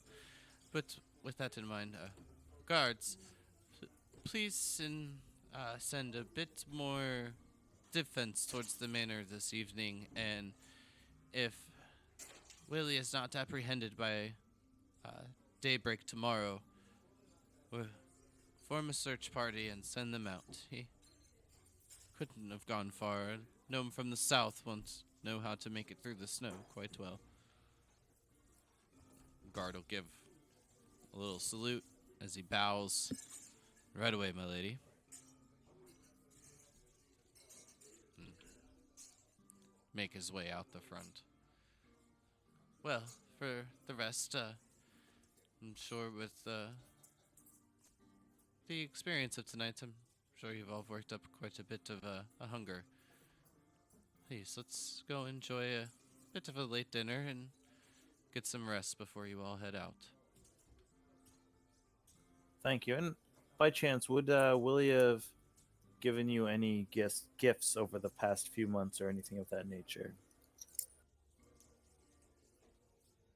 Oh, heavens no, I don't mingle with the axe quite so often, and less a bit more of an attractive individual.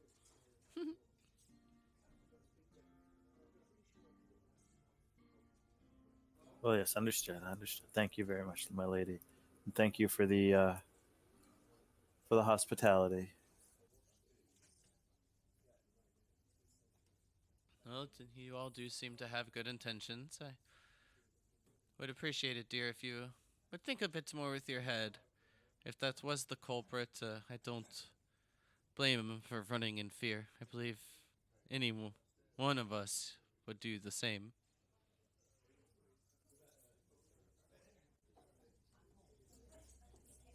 But she'll take you back to the manor, um, and each of you can get a little bit of rest. She'll have the servants draw up a hot bath for each of you if you wish as well. Um, and you all can get some sleep for the night. Yes, I know, Sanashi. I wasn't done.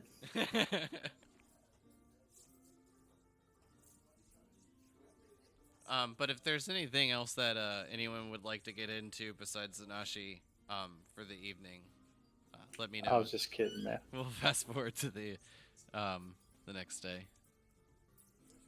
Valencia will probably be really silent. And after noticing everyone, I guess, approaching her to, like, you know, say it's time to pack it in, she'll just sigh and wipe her face and nod and walk back over to the sleeping quarters. No shower tonight, Alencia? You don't need to concern about me. She'll continue walking. Just kind of sniff a little bit. Smells like somebody's on her monthly. I'm pretty sure all you smell is sweat.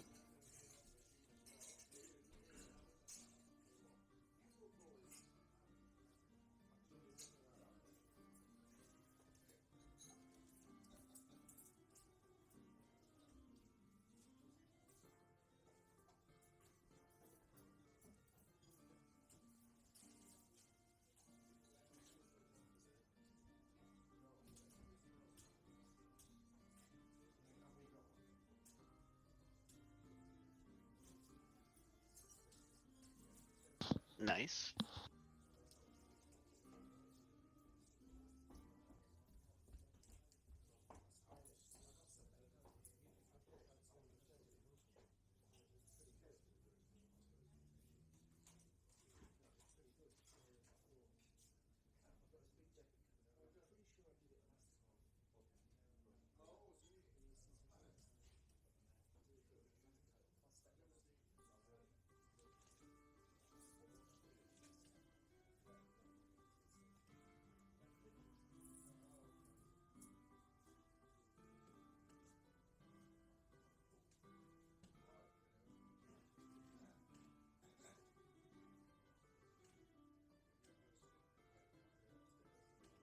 She'll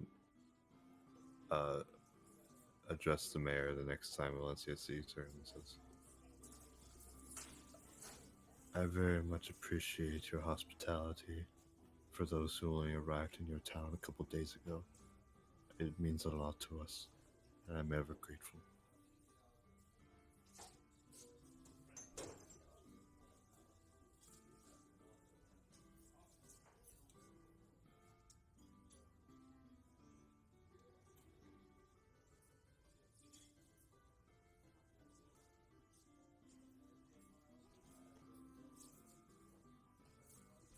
Gonna make an insight. And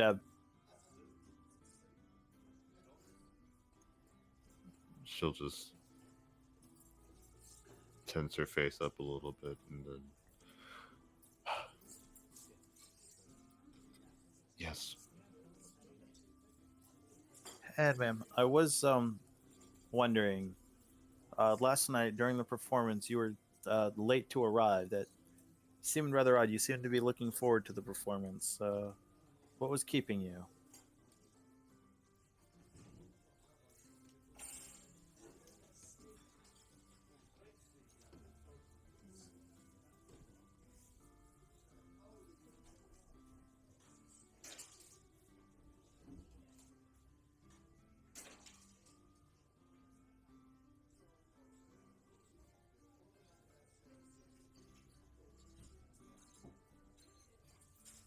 Setting guard for the performance, but I didn't see any guards at the performance.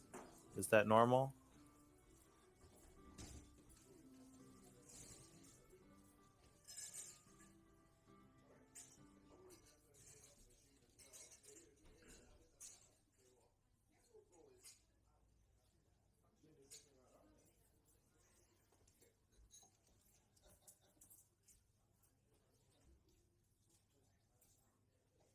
Oh, yes, that definitely makes sense. I figured, I figured a lady like yourself would have seen to that earlier, so you could make sure you made the performance. But things run long; it happens.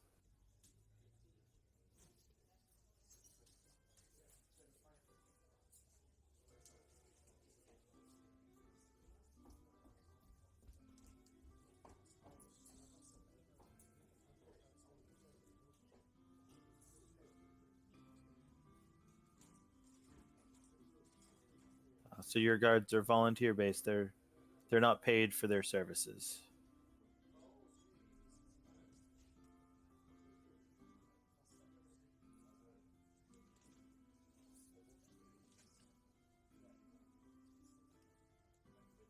All right, I think I understand.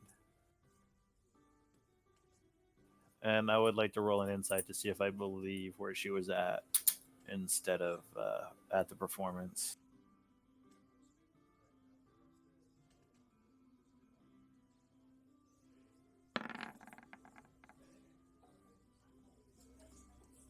Yeah, she was taking care of her duties just like she told you. Well, enjoy yourselves. I hope you are able to figure out what's going on, and if we come back through, we'll definitely stop in and see if things have changed. Well, like I said, if you plan to stay in Moga for a while, please find a neutral place to stay. Do you have any recommendations? Yes, I would look into. Oh, heavens, what is that place's name? It's been quite some time. The Keen Spiders Tavern. It's a bit of an oddball place, but you'll you'll find it better there than the hospitality of either of the factions.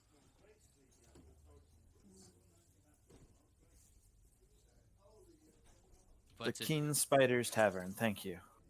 but if your plan is to make it there, you should make it to about halfway, um, depending on what time you leave and which path you take. Well, is there a faster way than the main road with this cart? Well, from what my servants were telling me, the moose does look a bit sturdy. It's definitely made its time trudging through the snow, as far as we can tell. I don't think it have too much of an issue. It will slow you down a tad, but not too much. Well, are you saying if we head south instead of going back up north through the road, it shouldn't slow us down that much?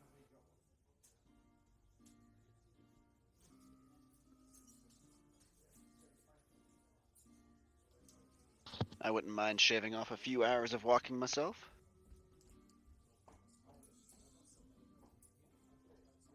What do you say, Zanashi? Do you believe your friend will be able to make the journey that way?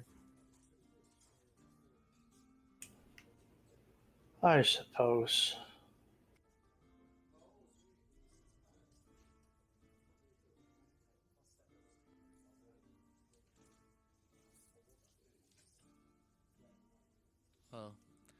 Please accept the gift that we've placed upon the cart, as I'm sure you'll all see momentarily. Some rations for the road and some blankets to keep warm at night. Didn't see much comfort upon your goods. Well, thank you. We very much so do appreciate your hospitality.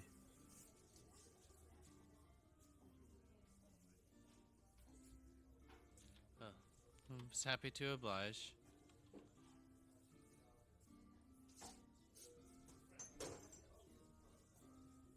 Sanashi, please, do right. Would hate to lose touch with you, especially after our evenings together. If I'm ever back in this area, I shall look you up.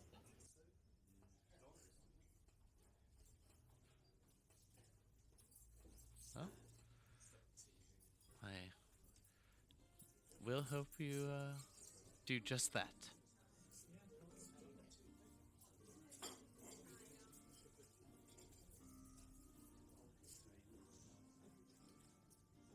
But with that, she will give you each a bit of goodbyes, and if you all wish to head out, you can get about on your way.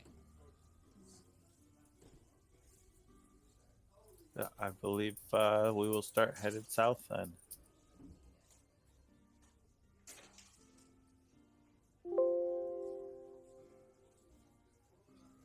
All right. Well, with it being just after 7 a.m., after getting everything good to go, uh, we'll make your way directly south. Since we've kind of gone off the path a little bit, you guys want to just either draw an arrow of your intended path.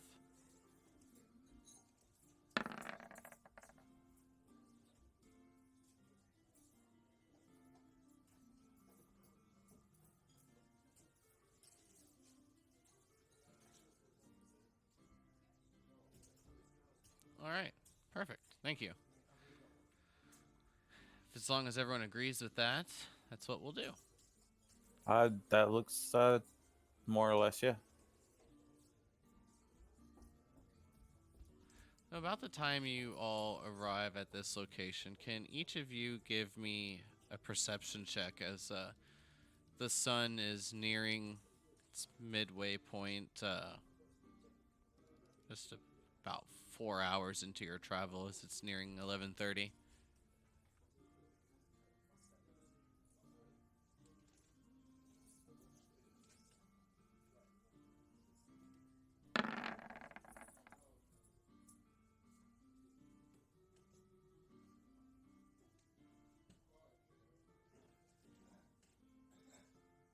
As you all are making your way through the snow, you'll see as you're going in between a couple of trees and some of the shadows being cast upon the snow. First of all, let me do this and change the music. But you do see what appears.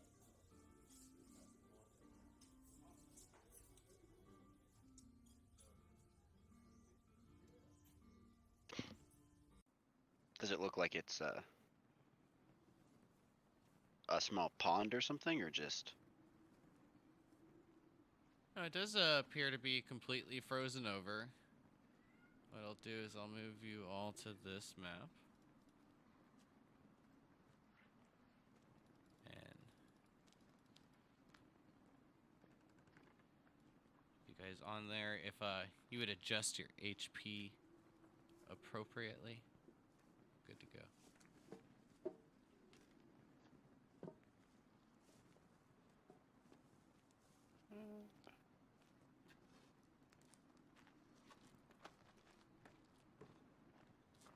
To adjust my HP again.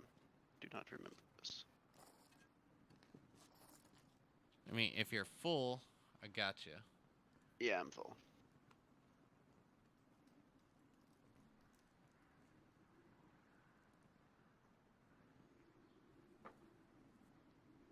But this is what you see ahead.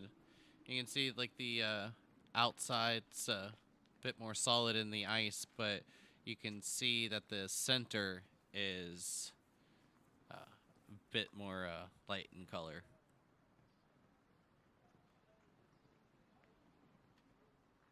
I'm gonna suggest we take our cart around.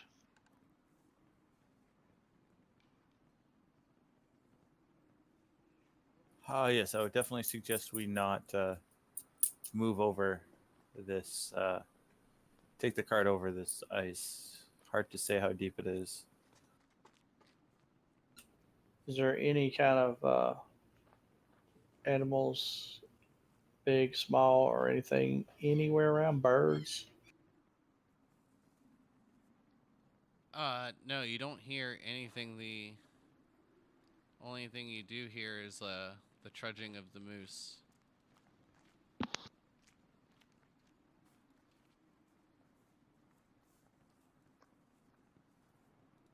There you go.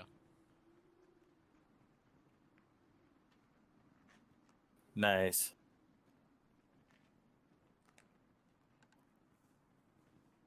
Yes, Sanachi, I suggest you lead him around this.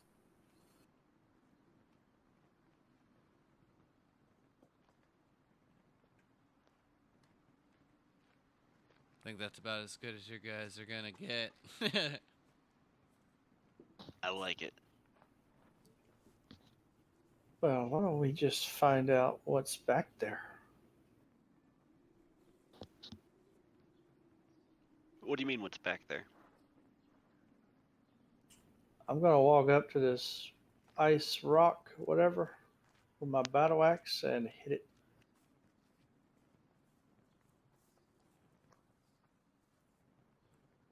And when you do, a lot of the ice from the center kind of shatters and just falls. And you see there's a giant hole.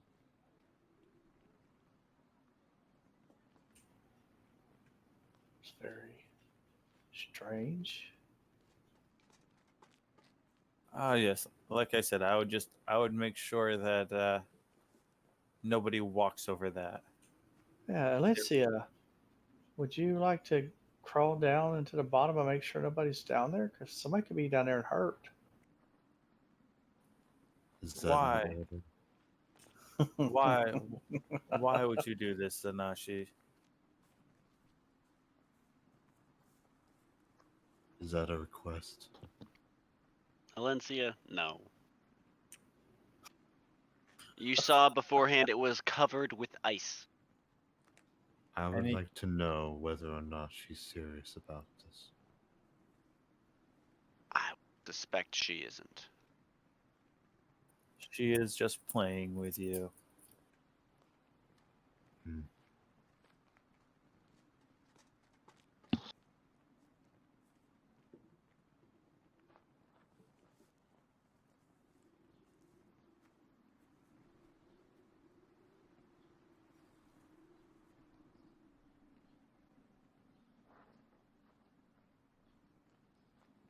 Sanashi, no, let's keep this. Moose will make its way up to it towards you, following you, as it kind of is normally done.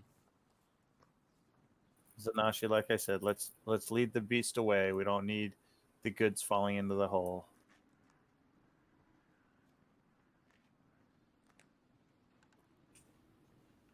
Since you didn't try to stop me, Modar, I will heed your words. Sanashi, you just look so tired. You just look like you need some sleep sometimes. I'm sorry if I just get carried away.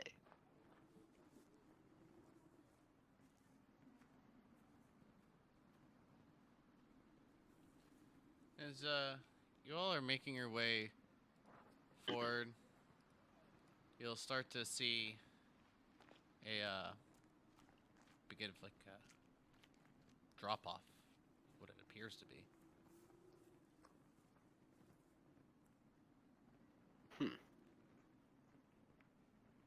Well, do we see any way of getting the cart down? Let me Well, the reveal just a tad bit more for you. You can see like where it's kind of covered up in a bit, but then like parts where it's already like broken, as you can see like a bit of the snow kind of like slowly just falling off.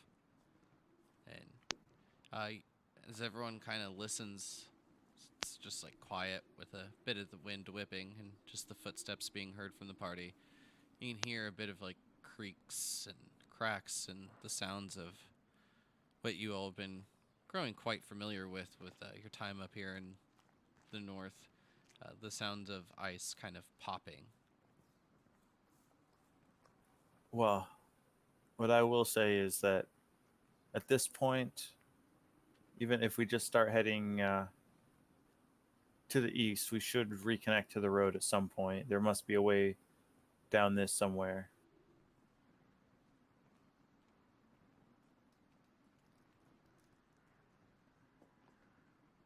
Yes, very odd.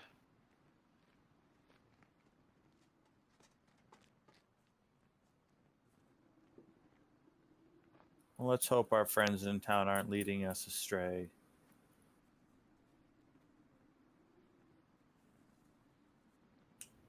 Maybe we should just go back to the road. Yes, like I said, heading to the east should lead us back to the road.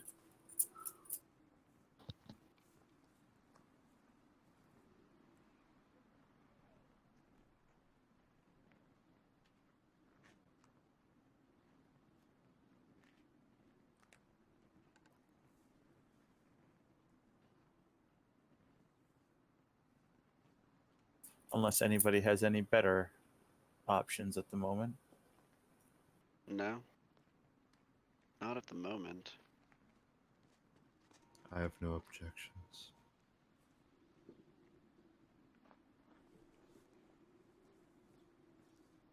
Okay, so everyone's gonna just head east towards the road.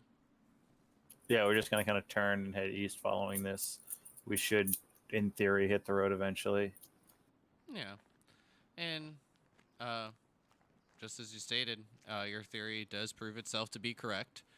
Within about 45 minutes to an hour, just as like the sun is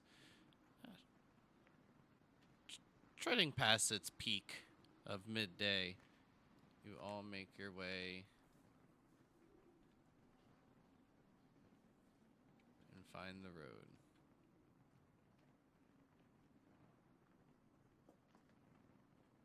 Let me get your handy dandy moose. When the DM puts us on a railroad.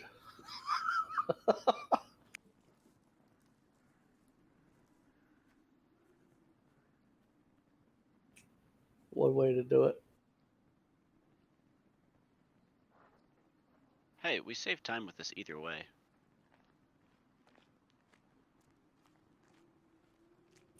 Just giving Kyle a hard time. That's if you think the encounter's the same.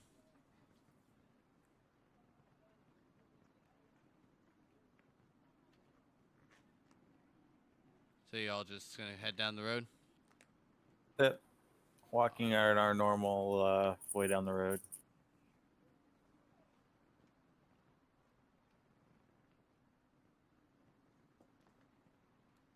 About the point where you all make it to here, can each of you give me a perception check? As you hear some sounds kind of emitting from the tree lines towards the east.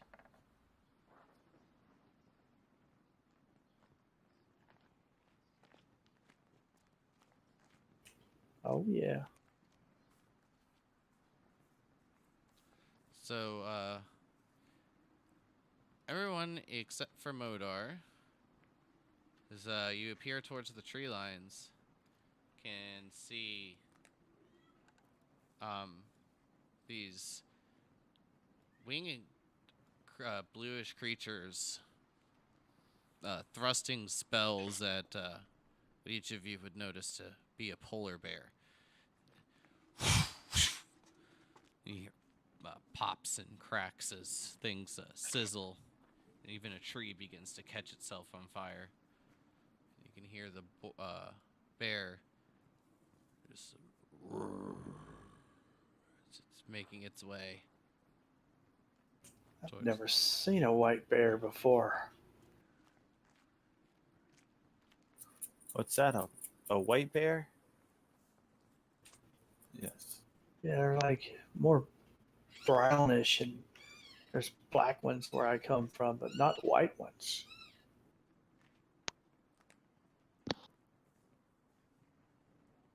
Do I need to make a check to know what a white bear is, or do I know what it is? You would know it to be a polar bear. Those are fairly Well, common. Yes, well, up north, the white bears are polar bears. They're known to be very aggressive and large.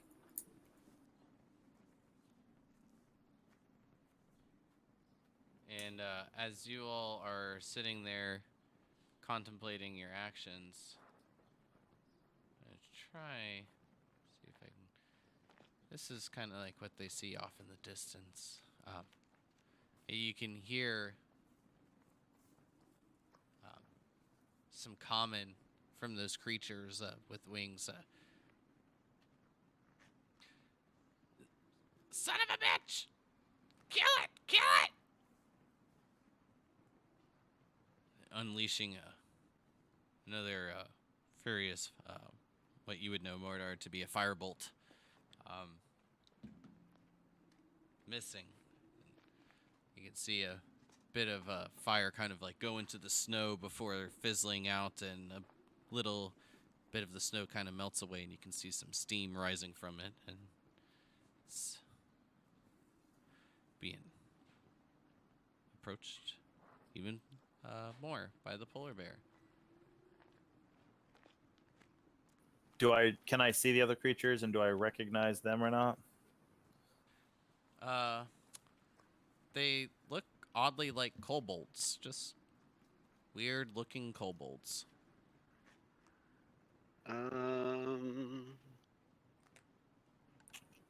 Valencia will flinch forward, but then look behind her.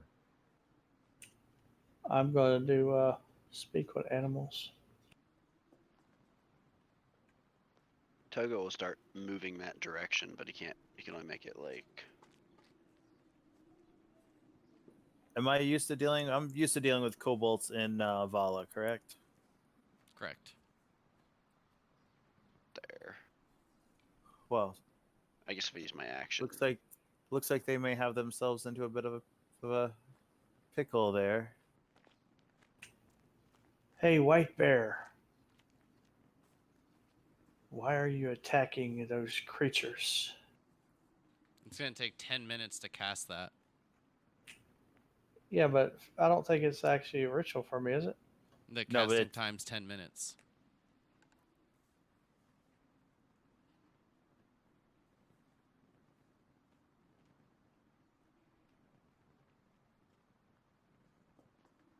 It is, yeah, it is. Like for 10 like minute. detect magic, like you can cast it as a ritual, but the casting time is still an action. You just have the option to do either or, but unfortunately the casting time with Speak with Animals is 10 minutes.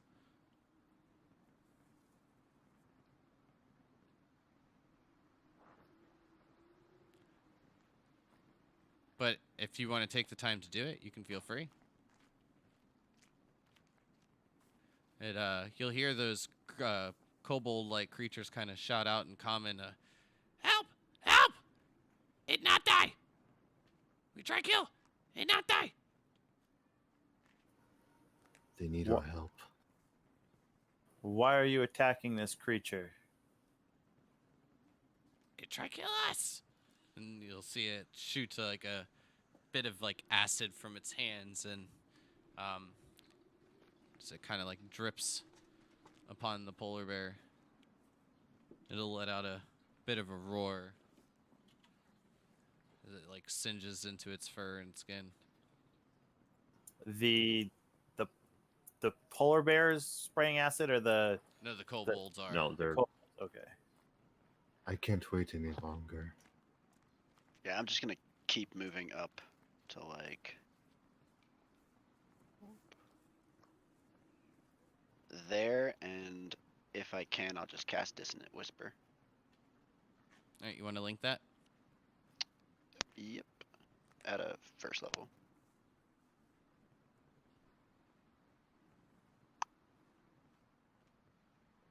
Do you want the actual text too? Oh, I mean, if you would be so kind, but that helps me with what I needed. And then let me just recheck the stat block.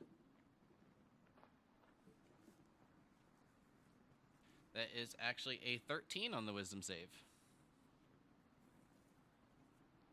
So, just double checking you're casting it at the bear. Yes, at the bear. All right. So, what's this melody that the creature is hearing? Oh. I wish I was born on Rocky Top. That makes people run in Down in fear. the Tennessee hills. And when it kind of like looks at you, you can see its like skull kind of like bulge in different directions. And then as it kind of like looks with a gaze look over its eyes, you can see a bit of like gray kind of go over and it drops. Thank goodness. Yeah, who are you guys? Hi, my name's Togo. Who are you?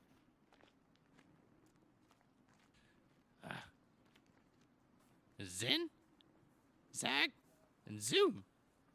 Zenzag Zoom. We're triplets. We're heading back over to the Saker's Keep. Where you say? My brother, a bit more dim-witted. Excuse him. We're heading to Saker's Keep. Where's that at? Well, by the time we make it to the tower, we can head directly east, make it to the town of Sarton, and then towards the keep, and returning home. Oh.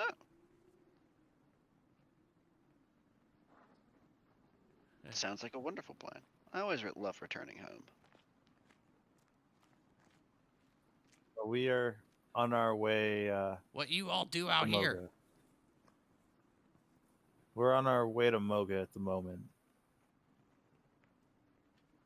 Moving south. Oh, be careful at Moga. That's what we keep hearing. Why do you say that?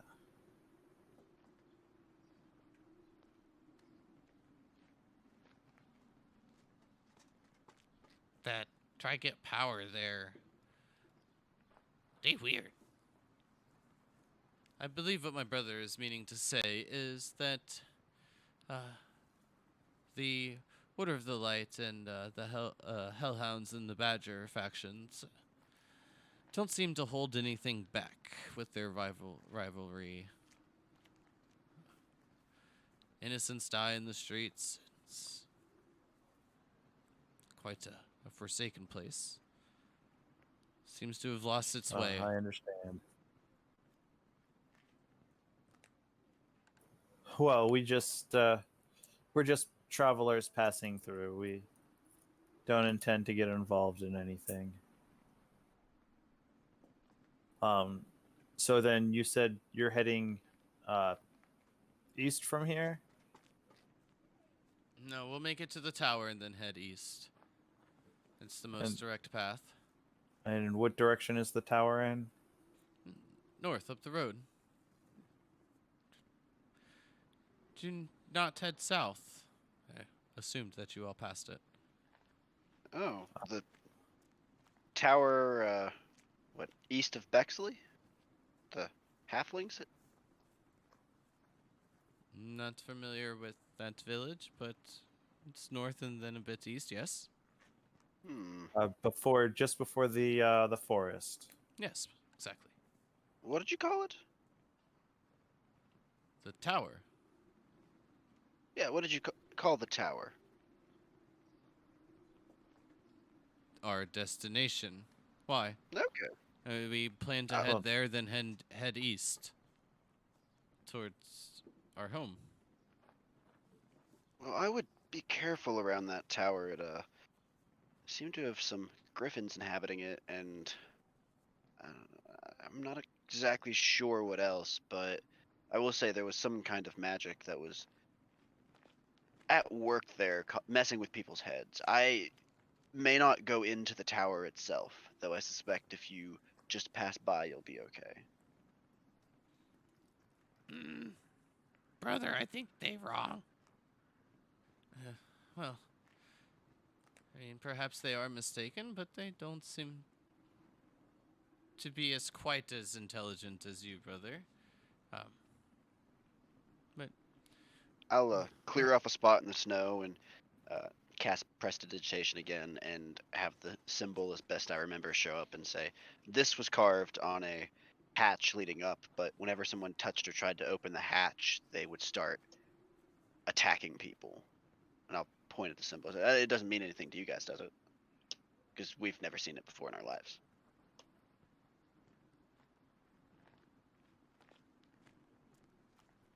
And if you do go inside, be very, very careful.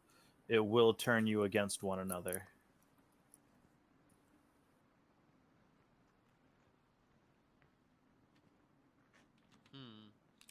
well, it looks a lot like a charm spell.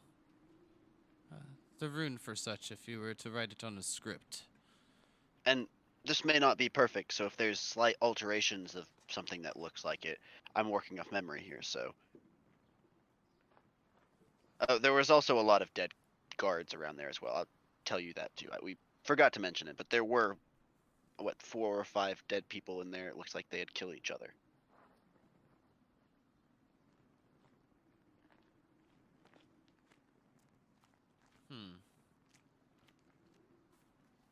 Well, I do appreciate the warning. Here, a sign of good faith, a little thank you, if you will. Please, take this. And he'll reach into like a coin purse and he'll hold out like his hand, in which you can just see is like a very blue, beautiful blue scaled hand that's got 3 claws and just palm kind of up as it outstretches its hand towards you, Togo. I'll kind of reach out and. And when he releases it into your palm, you can see that it is 2 platinum pieces. I appreciate your saving us. If that thing would have been able to sink its claws into us at least once, we would have been done for. Yeah, it got real close. Real close. And it just attacked you out of nowhere.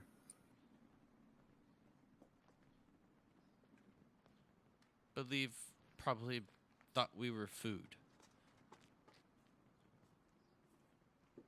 Unlike I'm glad you're other all kobolds in this area, I'm sure that they didn't have a chance with the creature. Luckily, we were able to defend ourselves a bit. Yes, I noticed you seem to be practitioners.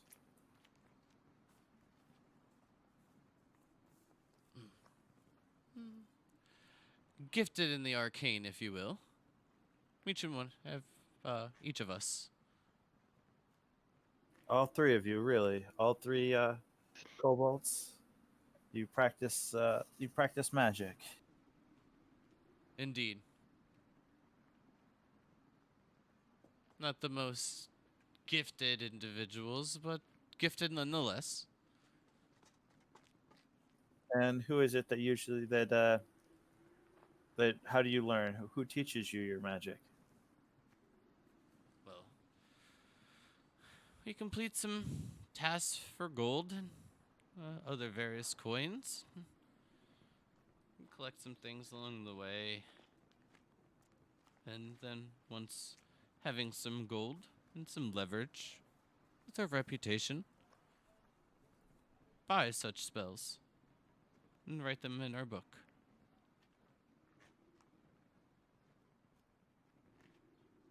You have your own spell book. Indeed. I figured you would have spotted a caster gifted upon the Ancrane Arts student, just like yourself. Oh yes, well, everybody casts in their own ways. Not all casters cast from spell books.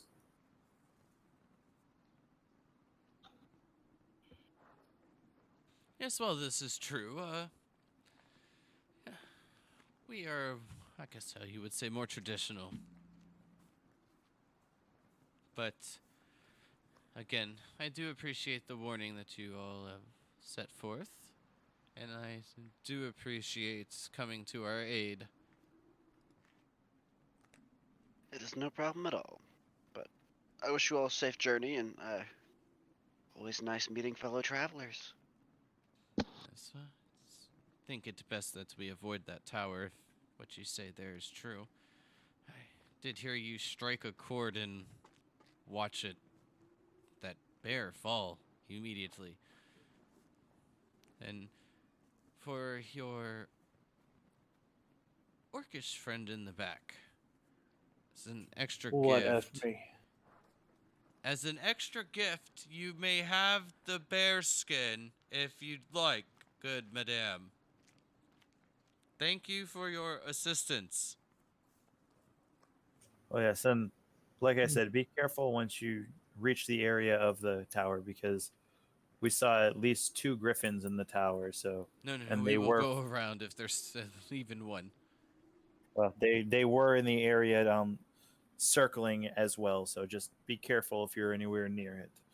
I don't know how far out their hunting territory goes.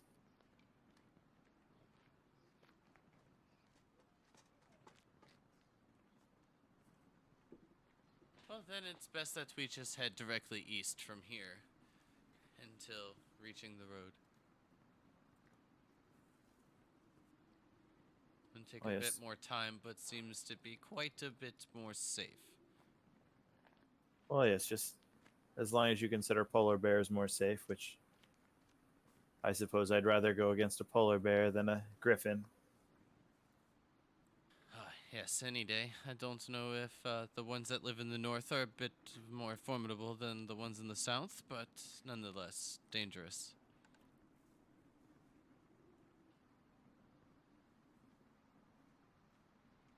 Well then, we shall be on our way. Safe travels. How much daylight is left right now? About a little less than half a day. You'll now that like on the road, get a little bit farther, but you've definitely cut off a bit of time in your travel. But what I will do, swap you all back to there.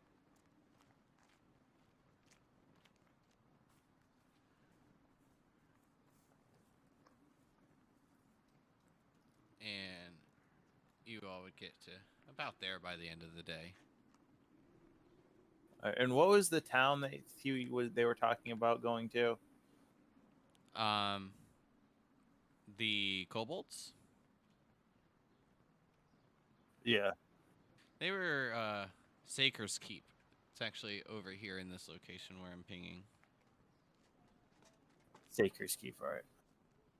I'll zoom you guys over there real quick. It's a little coaster and little thing over off there.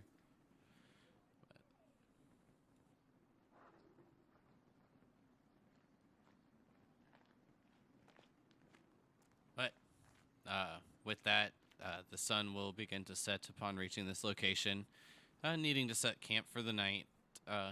Each of you will feel it being a bit warmer and see that the snow is beginning to fade from the ground bit by bit, and as you keep traveling south.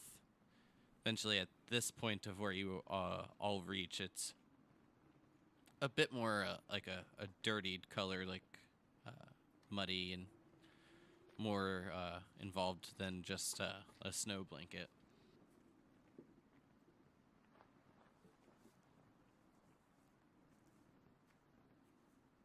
All right. Well, yes. Well, I definitely can tell we are getting south now. The blankets may not be as important as they were before.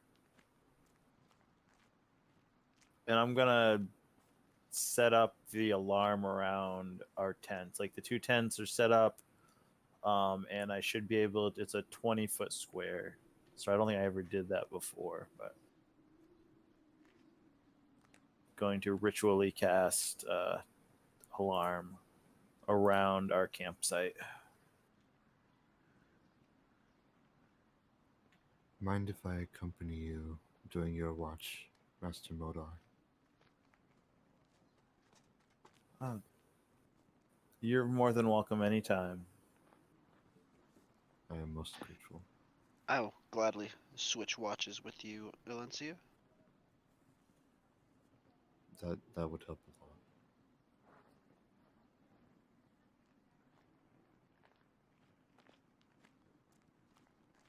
Okay. Well, I'll take middle watch. so then Lincia and Modar are gonna have the first watch, or just Lincia? That's yeah. She wanted to take watch with me, I believe. Okay. Yeah. I just wanted to make sure that we're all on the same page. So, the first watch. Good. All right. Well, Togo. During your watch, the sun will begin to kind of rise after a very quiet evening, uh, being a bit more warm. Probably not tending to the fire nearly as much and being able to keep an eye about quite a bit more. Just a little bit of night creatures. You hear some owls kind of hoot in the night and wolves howl every so often, but nothing that seemed to be of any threat. But the sun is beginning to rise. I do believe at this point, yes, it just wanted to double check. It'll be March 31st after the rest of the Oh, evening. I was actually hoping to have a conversation. Oh, please do. Sorry. Go ahead. Um, so it's relative silence for a long bit. Around near the second half of the watch, she'll begin to say something. And she'll go,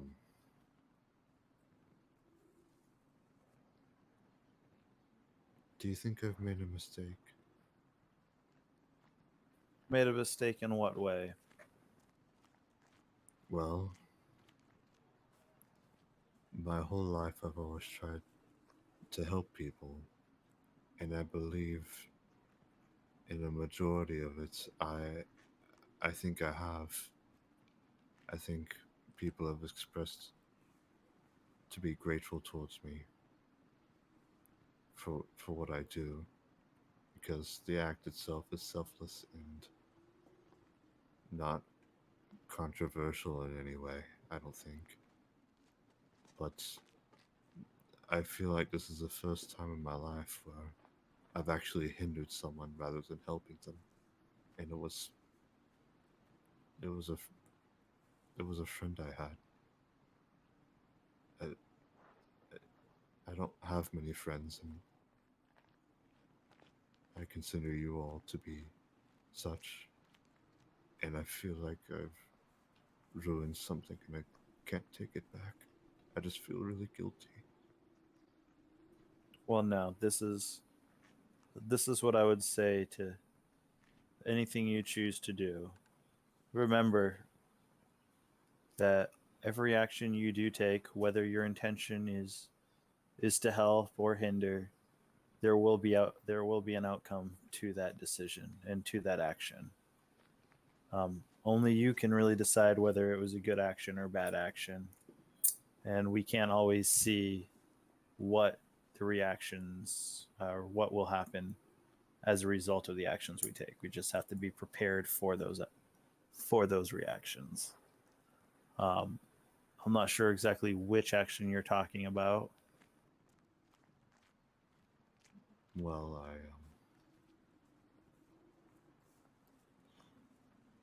I feel that I did the right thing, but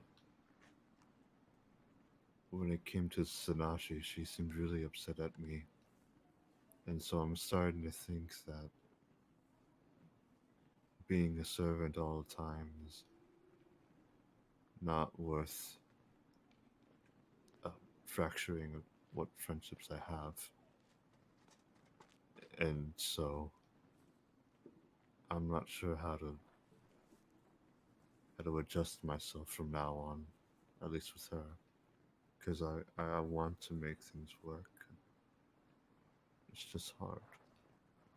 Well, had you noticed that she gets angry at most actions?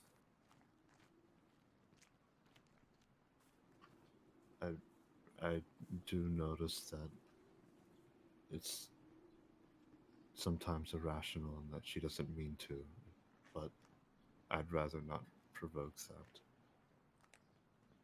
Well, indeed, I think we would all rather not provoke that. But just remember that she herself has been very emotional at times, and if you've made mistakes, she has as well. The fact that you're looking at these actions and pondering them means that you do understand that there is a consequence to the actions you take.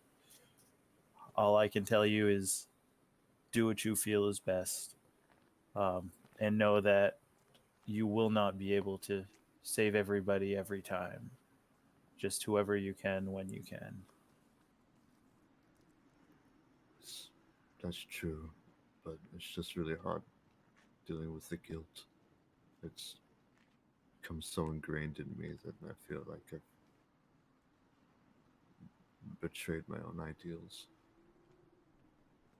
by doing something that potentially does the opposite of what I intend.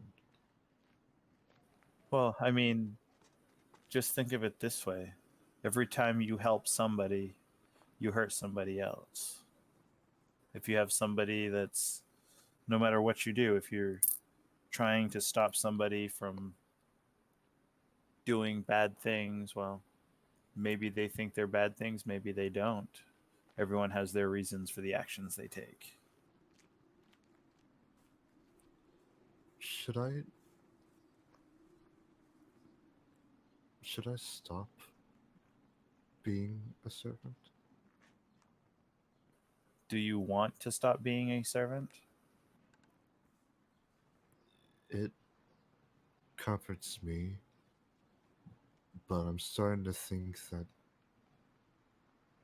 people turned away every time I offer to help.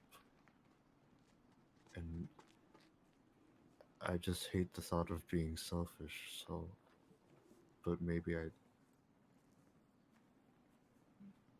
that's what I need to do in order. I Well, don't know. It's just all confusing. just because you're not a servant doesn't mean you're going to have to be selfish.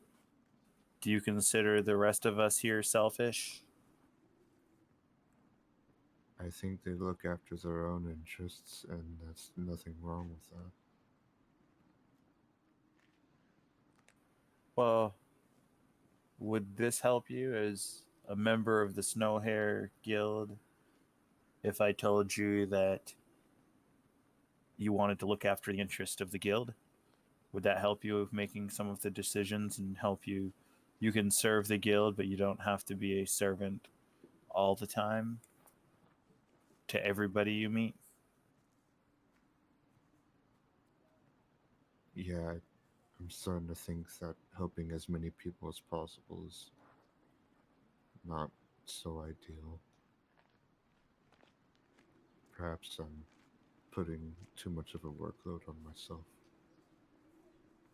And sometimes you need to be able to tell the difference between helping yourself and helping others and putting yourself and others in danger. Right. Okay. I thank you. I hope to talk to Zanashi about this. I don't know if she'll want to talk to me, but I I I want things to go back to how they were at least. Understood. Well, I would not hold my breath about how she would react to any such conversations. Definitely have it with her, but uh, don't be disappointed however it turns out. I'll I'll try. Thank you.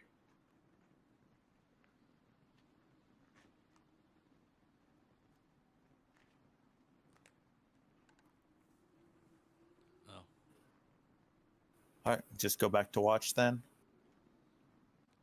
as it grows a bit quiet, and the wind just kind of whistles with some of the tents flapping. You hear a bit of the crunching snow as you all are kind of pacing about, talking quietly. Zanashi, you gonna wake for your watch, and Valencia, you can stay up a tad bit and have this conversation now, or wait till a different time, maybe after thinking a bit about what you want to say a bit more. She'll turn her head over to Zanashi as she wakes up, and I'll just make a roll for And hits her with your quarterstaff. it.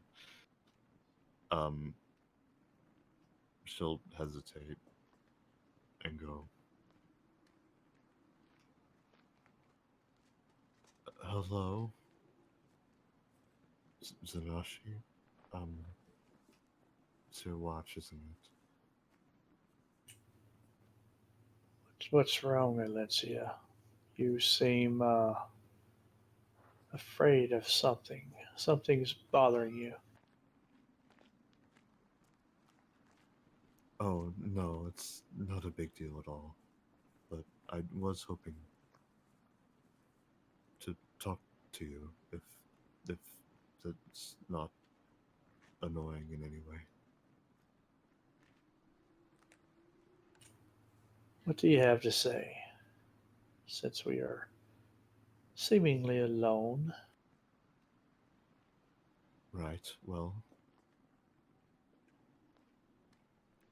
I want to sincerely apologize for my actions. I didn't mean to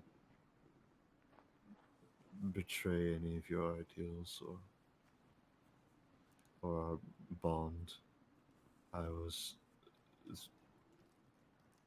in the assumption I was doing the right thing and making sure nobody gets hurt, but I didn't take in the fact to consider your upbringing and the way you handle things. It's definitely a lot different than me, and that's not a bad thing. But I got in the way selfishly, and I hope that you'll forgive me. But you don't have to, of course.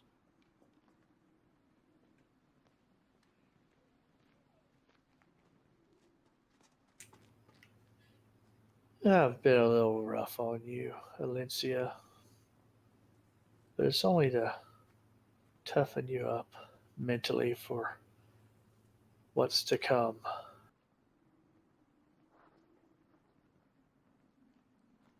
I don't know how to be tough.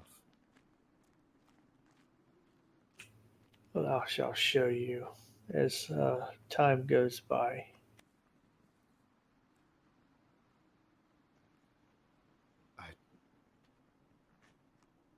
think that would be good to help me understand. Um,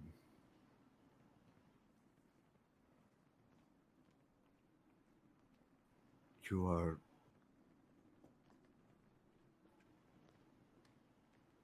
Never mind. I'm getting in the way of your watch. And she'll get up and kind of walk back to her tent, slightly embarrassed, but will go to sleep.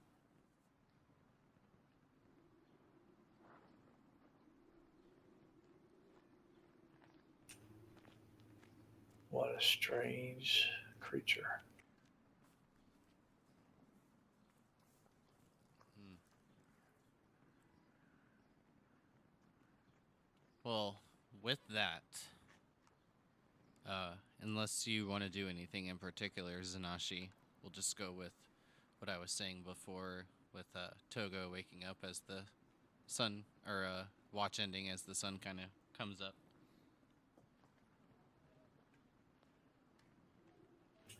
No, I'm good. Okay.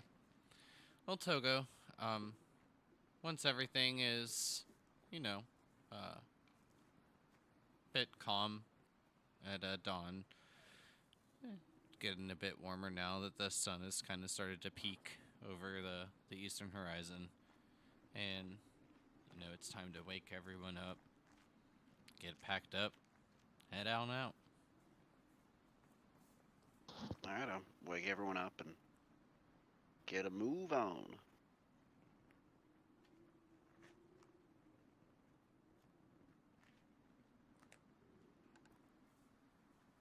Hey, guys, time to go.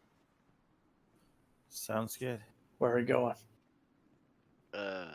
South on the road towards Ju- Moga. Just kidding. And about after half the day passes, the snow becomes thinner and thinner as you all keep going along towards the south, and you can feel the temperature rising quite a bit throughout the day, exceeding well past of what you all have been used to from the past week or so. And as you kind of like make your way over a hill, you can see the skyline of the city of Moga, surrounded by a wall and some luxurious looking ceilings with some with gold coloring, some with red, and some with green and blue. And you can actually hear the sounds of a large town kind of once you get about halfway up the lifts towards Vala, and you can hear the hustling and bit of the bustle from the large population. And that's where we'll call it for tonight, as you all are making your way into Moga.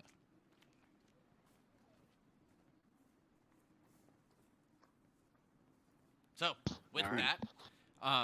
that was a fantastic bunch of ideas and ways that you guys approached everything, in my opinion. So, tonight,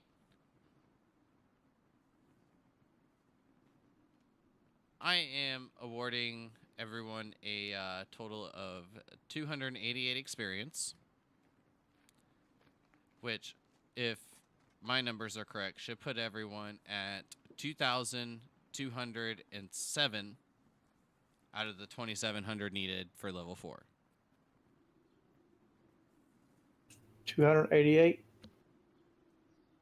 Yes, 288 for each of you. 2207. Yep. I'm at 1957. I'm Okay. at 2207. I think you might have missed some of the experience then from last week, Okay. because I mean, unless Modar has a bit of a discrepancy with it as well, but No, I'm at 2207. okay.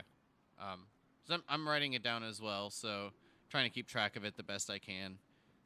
And if 4 of us agree that it's just over 2,200, and you're only behind, I think it's okay to bump you up to that point. All right, I did it. So Yeah, I'm guessing he just forgot to put in a number last week or the week before. that's what I would think. But nonetheless, in my opinion, a fun session. Quite interesting. A few things seem to kind of unfold and create we'll say, a little bit of an intriguing event. I think that's a good way to justify most of the evening. True. But with that, does anyone have anything that they'd like to shout out before getting out of here? There's a huge campaign coming up, and the art is almost done, which means the campaign is almost going to start as well. And you should tune in to Shadow Raven Games on Twitch, because it'll be really cool. And I'm in it, and I'm really cool, so you'll enjoy it. Can you roll for persuasion, please? Absolutely. -5, right? No, that would be at advantage. Yes, everyone needs to watch that campaign. Not only does Nuya play in this, but he also plays in Friday with us in the Raven's Nest. And the DM of the game that he will be in on Saturday plays Pandora from Friday as well. Looking forward to watching it myself. Anybody else? Do you guys know what day that campaign's going to be played on? I think it's a Saturday. It's a Saturday, but I don't know which Saturday yet. So more information to come. Modar, Togo, Sanashi? I'm good. Have a good week, everybody. Yeah, all good here. Getting ready for our game tomorrow night. I believe we should be playing in Clue's game tomorrow night, and I believe you guys are going to be streaming that, correct?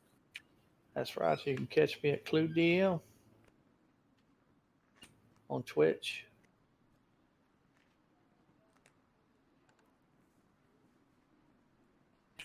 I have a new streaming setup come tomorrow. Big releases from Clue DM coming soon. That's right.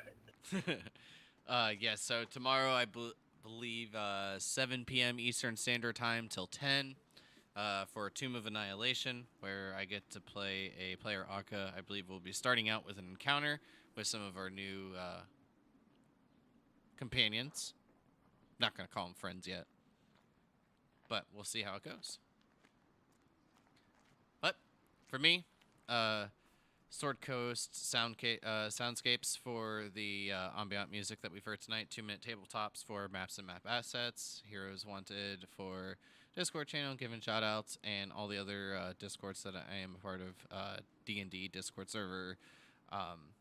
Diesel Shot, who is also a DM, who everyone should check out. Quite a wizard on Roll20. Knows a shitload. Little Goblin Mage for portraits and stuff that we saw. Other than that, I'm going to be back in just a few moments with Baldur's Gate 3. Just released early access today, so everyone stay tuned while we start our playthrough on that. Should be fun. But again, big thank you to the players. Thank you all for being here tonight. Appreciate you guys as always. Everyone have a good week. See you next time. Have fun. Good night.